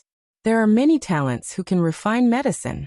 You think too highly of your so-called technology. These bat monsters dare to attack the pharmaceutical factory. Who gave them the courage?" Yuan Yi feels that things may not be so simple. Lin Luoran stands up and says, "It's late at night. I don't want to disturb you. I will not agree to cooperate with you for public or private reasons. Don't mention it again. Yuan Yi, let's go." She pushes the chair away and walks to Yuan Yi. The two vampires who are holding Yuan Yi can't help but take a step back because of Lin Luoran's momentum. Riddick smiles and buries his face in his arms. His shoulders tremble slightly. Crystal's voice suddenly becomes sweet. "What should I do? I am more and more interested in you now. Let's not talk about the pharmaceutical factory. Are you sure you don't want to consider the sole partner of the bloodline? Unlike our descendants, we have equal status and power. You and I will live in this world forever. Isn't immortality what you Wuxia cultivators pursue?" Lin Luoran laughs and stops. "Immortality? Let's not talk about whether the Blood Clan has lived since ancient times until now. If the price of eternal life is to stay with people like you, I'd rather die right now. You're just ghostly creatures that live in the dark and can't even be exposed to sunlight for too long. What makes you think you're worthy of talking about souls? What a joke." Riddick's shoulders tremble more violently and his laughter comes out from his arms. Dana is right. This oriental female cultivator is Crystal's Waterloo. It's so rare for Crystal to be defeated tonight. It's so cute. Whoosh! As soon as the sharp chi of the sword falls, the long solid wood dining table is cut in half from where Riddick is lying. The bowls and plates are smashed all over the floor. The chair Riddick is sitting on moves backward like a ghost. The light of the sword doesn't stop until it reaches the wall. Riddick's sleeves are cut open and the gold cufflinks fall on the floor. Riddick's smile finally freezes. Lin Luoran's sword comes so fast and without any warning. If the sword is aimed at Riddick instead of the solid wood dining table, he will be in great danger even if he can dodge it. "Let's go." Lin Luoran doesn't look at the siblings anymore. She calls Yuan Yi, who is still trying to figure out the sword. The bright sword spins in her right hand, emitting icy blue light. The other vampires are frightened by Lin Luoran's momentum. Nobody dares to step out and stop them. Lin Luoran has been wearing the cheap mask from beginning to end. Her golden mermaid dress is elegant and impeccable. Her back is straight. Yuan Yi is also standing like a javelin. Lin Luoran's skirt is winding, as if it is dragging a pool of golden sand. The ball in the yard has long been interrupted by Li Shir and others. However, the neon lights are still flashing, and the white fog is still there. The vampires can't look at Lin Luoran directly, maybe because of the golden dress or herself. Lin Luoran and Lin Luoran walk into the yard unhurriedly. Suddenly, a figure rushes out. Her face is pale because of excessive blood loss. Tears are welling up in her eyes. It's the Chinese actress. Lin Luoran thinks that she will beg Lin Luoran to take her away. However, the woman is angry. She points at Lin Luoran and scolds. How could you? How dare you refuse to be my master's soulmate? Eternal life. How could you say no to the face of youth that will never fade? Lin Luoran is so disappointed that she laughs in a low voice. Soulmate? Do you still have a soul? For the so-called eternal youth, you gave up your dignity and became a blood slave of the vampires. Do you think you deserve to talk about soul? The actress is stunned. She lets Lin Luoran walk past her. The golden dress hurts her eyes. When Lin Luoran and Lin Luoran reach the door, the actress kneels on the ground and cries, I did nothing wrong. I don't want injections or liposuction. I just want to be young forever. What did I do wrong? A blue sword light rushes up to the sky. It is Lin Luoran's bright sword. A cyan light follows them. In a few seconds, Lin Luoran and Lin Luoran have already flown out of the sight of the vampires. Crystal is confused. Riddick, she has made rapid progress. Wuxia cultivator's spells, flying swords and other magic weapons are wonderful. I am really worried about the living space of the vampires in the future. Riddick is surprised that his sister can be so sensible. Vampires have no body temperature, but he still puts a coat on her. We came to Wuxia for living space, didn't we? Crystal looks ferocious. She suddenly says to the bat standing by the window, we took the risk to come to Wuxia, which is against the rules. You've seen the strength of Wuxia cultivators. If you're lying, I'll make sure you die a horrible death. The bat is combing its sparse hair and holding the windowsill tightly. It seems that it doesn't hear Crystal's threat. 10,000 years ago, the land of Wuxia was its home. Therefore, its dream is to set foot on the land of Wuxia one day, and let the bloodbat come back to the world. Lin Luoran makes a phone call to tell Yuan Yi that she is safe. Instead of going home, she flies to Mount Qingqing with Yuan Yi. The sword flies over Qingqing Taoist Temple. Lu Zheng wakes up from meditation. Why is she here at this moment? He changes his clothes and sees the sword landing at the medicine base. After thinking for a while, Lu Zheng closes the door of the temple and walks out. The base is shrouded in darkness. Wood Reiki nourishes the seedlings from time to time. Only the small wooden house on night watch is still lit. The hound barks from time to time. The whole base is quiet and peaceful. Yuan Yi stands with her quietly. In the darkness, he feels that Lin Luoran is not in a good mood. Is it because of the Wuxia woman who is willing to be the servant of the vampire bat? Yuan Yi guesses that this is not the best time to ask. Maybe Lin Luoran just needs to think quietly. Yuan Yi, why do you like making medicine? What? Can those powders be called medicine? Yuan Yi thinks about it. His master, who has reached the end of his lifespan, has scolded him for trying to make medicine and foundation-laying boluses in such an environment for many times. He said that it is just a pipe dream for a swordsman. A swordsman should focus on swordsmanship. Can it be that in the eyes of his current master, his unsightly powders can also be called medicine? Lin Luoran chuckles softly when he doesn't reply for a long time.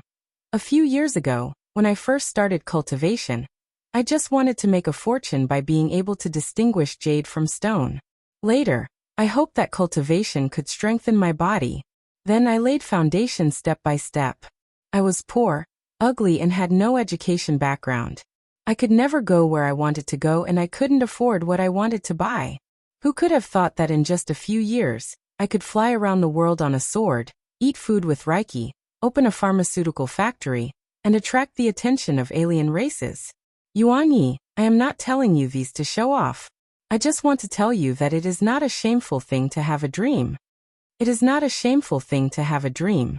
It is just that some people choose to sell their souls, and some choose to work hard in secret and stick to their dreams.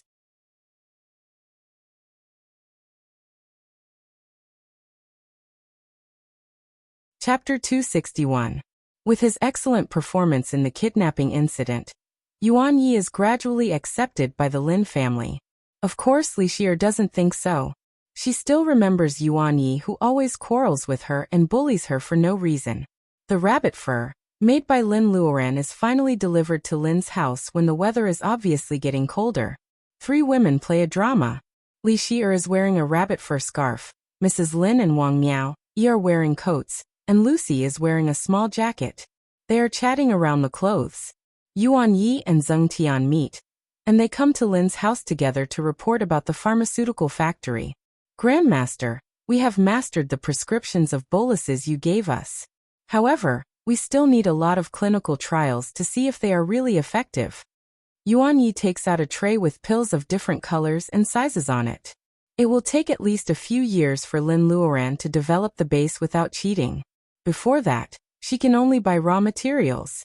Zheng Tian has also negotiated the approval of the pharmaceutical factory. The production line is being shipped from abroad. These samples are all produced on a small scale with test tools. Lin Luoran picks up a pill and throws it into her mouth under everyone's surprised eyes. Master Lin. Zheng Tian is totally stunned. Countless people will rush to do medicine testing as long as they are willing to spend money. He really didn't expect that Lin Luoran would take it as easily as eating a candy ball. Lin Luoran closes her eyes and feels the power of the medicine spreading in her body. There is a faint trace of Reiki, but it is a little irritable. This batch of raw materials of Chinese medicine bought by the Mu family is really good. It is a pity that the irritable Reiki can't be removed. It doesn't matter to Lin Luoran, but it is hard to say for ordinary people. The effect is good. However, for sick people, the Reiki is too irritable. There are many things that need to be improved. Yuan Yi. Yuan Yi nods again and again. Although the medicinal materials needed in these prescriptions of bolus are all common things in the world, he feels that the effect of the combination is surprising. Whether it is ordinary Chinese herbs or spirit herbs or exotic flowers, they all contain a certain amount of Reiki. When Reiki reaches a certain level, they become spirit herbs.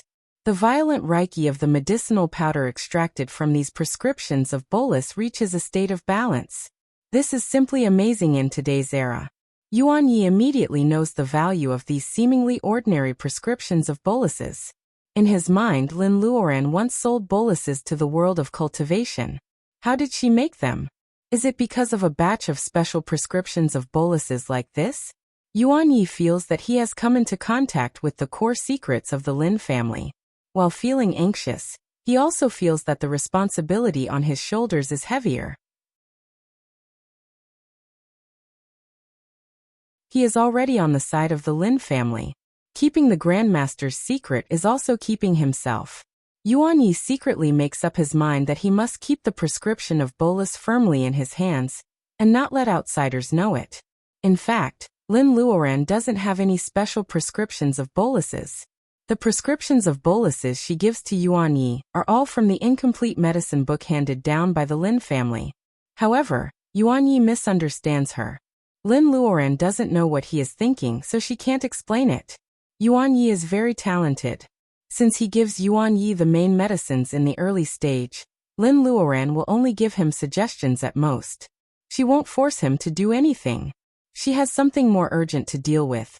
Crystal and her vampires are staying in the old building of the textile school in the western suburb of the R city. It seems that they are going to stay in the state of Wuxia for a long time. Lin Luoran doesn't want them to live under her nose. She doesn't want them to live like this. After several fruitless attempts by the special department, the world of cultivation in the state of Wuxia has to prepare for war. That's right. It has been nearly 100 years since the last international war of cultivators. However, Crystal's arrogance finally annoys the moderate-natured seniors in the state of laying foundation of Wuxia. The longer these bloodlings stayed in Chengdu, the more insecure the safety of the people of China would be. Not to mention those far away. There was already panic in the western suburbs due to the frequent disappearance of people. There were rumors that blood-sucking monsters had appeared in the western suburbs, causing panic among the people. This is the reason why Master Mu, Master Gua, Chen Yun, and the head of the One family are ready to settle the score with the vampires. No matter whether Crystal and her people just want to eat fresh human blood or try to transform ordinary people into Eastern vampires, they are not allowed to do so. Lin Luoran doesn't hate vampires as much as the old people do.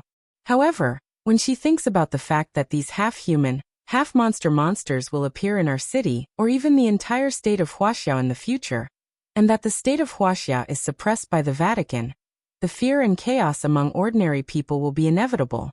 Instead of wasting a lot of effort to kill the Eastern vampires, who used to be their compatriots, more people are willing to stop the vampires in advance. Crystal's family has announced that they will no longer recognize the vampires she brought to the state of Wuxia.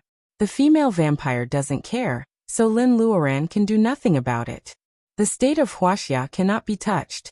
It seems that the only way left is to fight. The Japanese country across the sea also receives the news. Those sneaky Japanese cultivators who cultivate shikigami are trying to fish in troubled waters. When Lin Luoran contacted Master Guo on the phone, Master Guo snorted and said that the young cultivators should train their soldiers. It's fine if the Japanese country doesn't do anything, but if they do something, they should suffer. Chen Yun, the minister who is used to being an official, impresses Lin Luoran at this critical moment. In just 1 week, Minister Chen has transferred all the elites of the special department who are on missions around the world back to the R city. These people are strange. They like to live near the Lin family as if it is the backbone. There are also individual cultivators who just want to join in the fun, or really want to contribute. They all live around the Lin family. Rong, who is ignorant, finds that there are many strange faces in the high-end apartment with elevators where he lives. It is common for tenants to change, but isn't it too frequent and too sudden?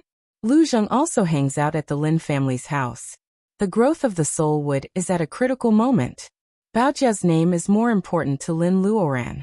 She asks Lu Zheng to keep his recent strange movements a secret. It is a luxury for the crazy Taoist to help a cultivator in the level of bearing essence.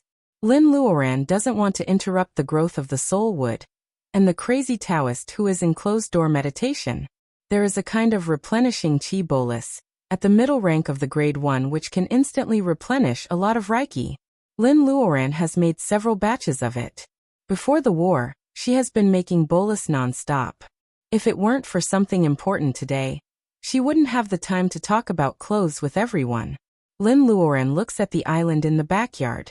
Goldie's big golden egg is shaking more and more violently. She has a feeling that this weird, eagle egg will hatch tonight at the latest. This is obviously a good thing in the gloomy atmosphere. What kind of surprise will the hatched Goldie bring? Lin Luoran is looking forward to it. The blooming period of the laurel has passed. There are only small shriveled yellow flowers left. The fragrance won't come out anymore. The vampires living in the textile college are enjoying the fascinating nightlife in our city. They enjoy all kinds of bars and occasionally have some snacks. Life in the state of Wuxia is not bad. The vampires still have the luxury of the vampires, which is different from the dull England. They feel that they made the right choice to split with Crystal. How can there be such delicious blood in the slender bodies of the Easterners?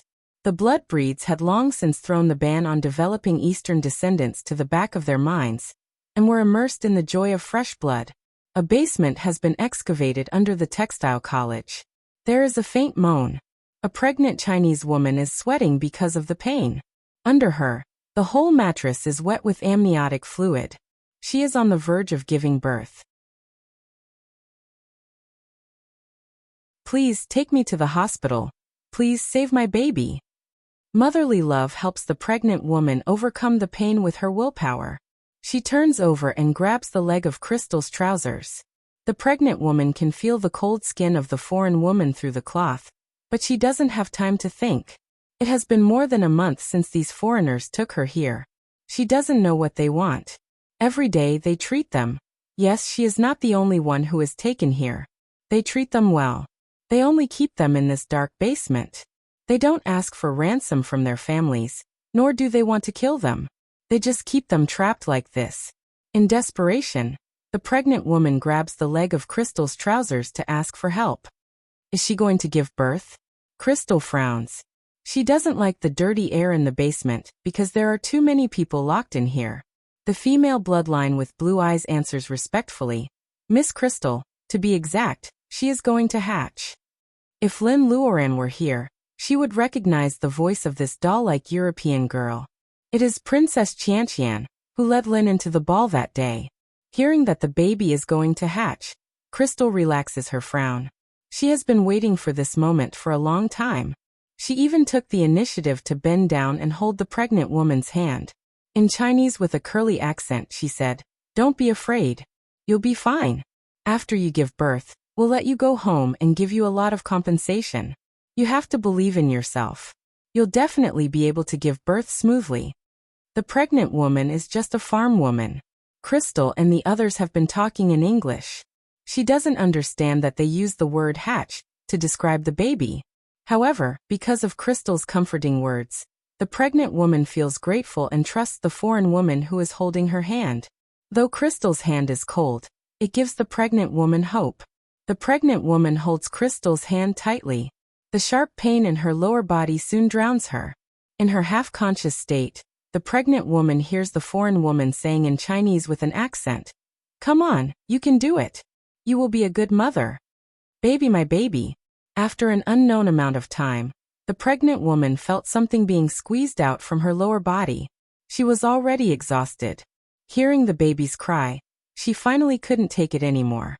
Before she could even look at her child, she fainted. You're tuning in to the Li Mei's Wuxia Whispers YouTube channel.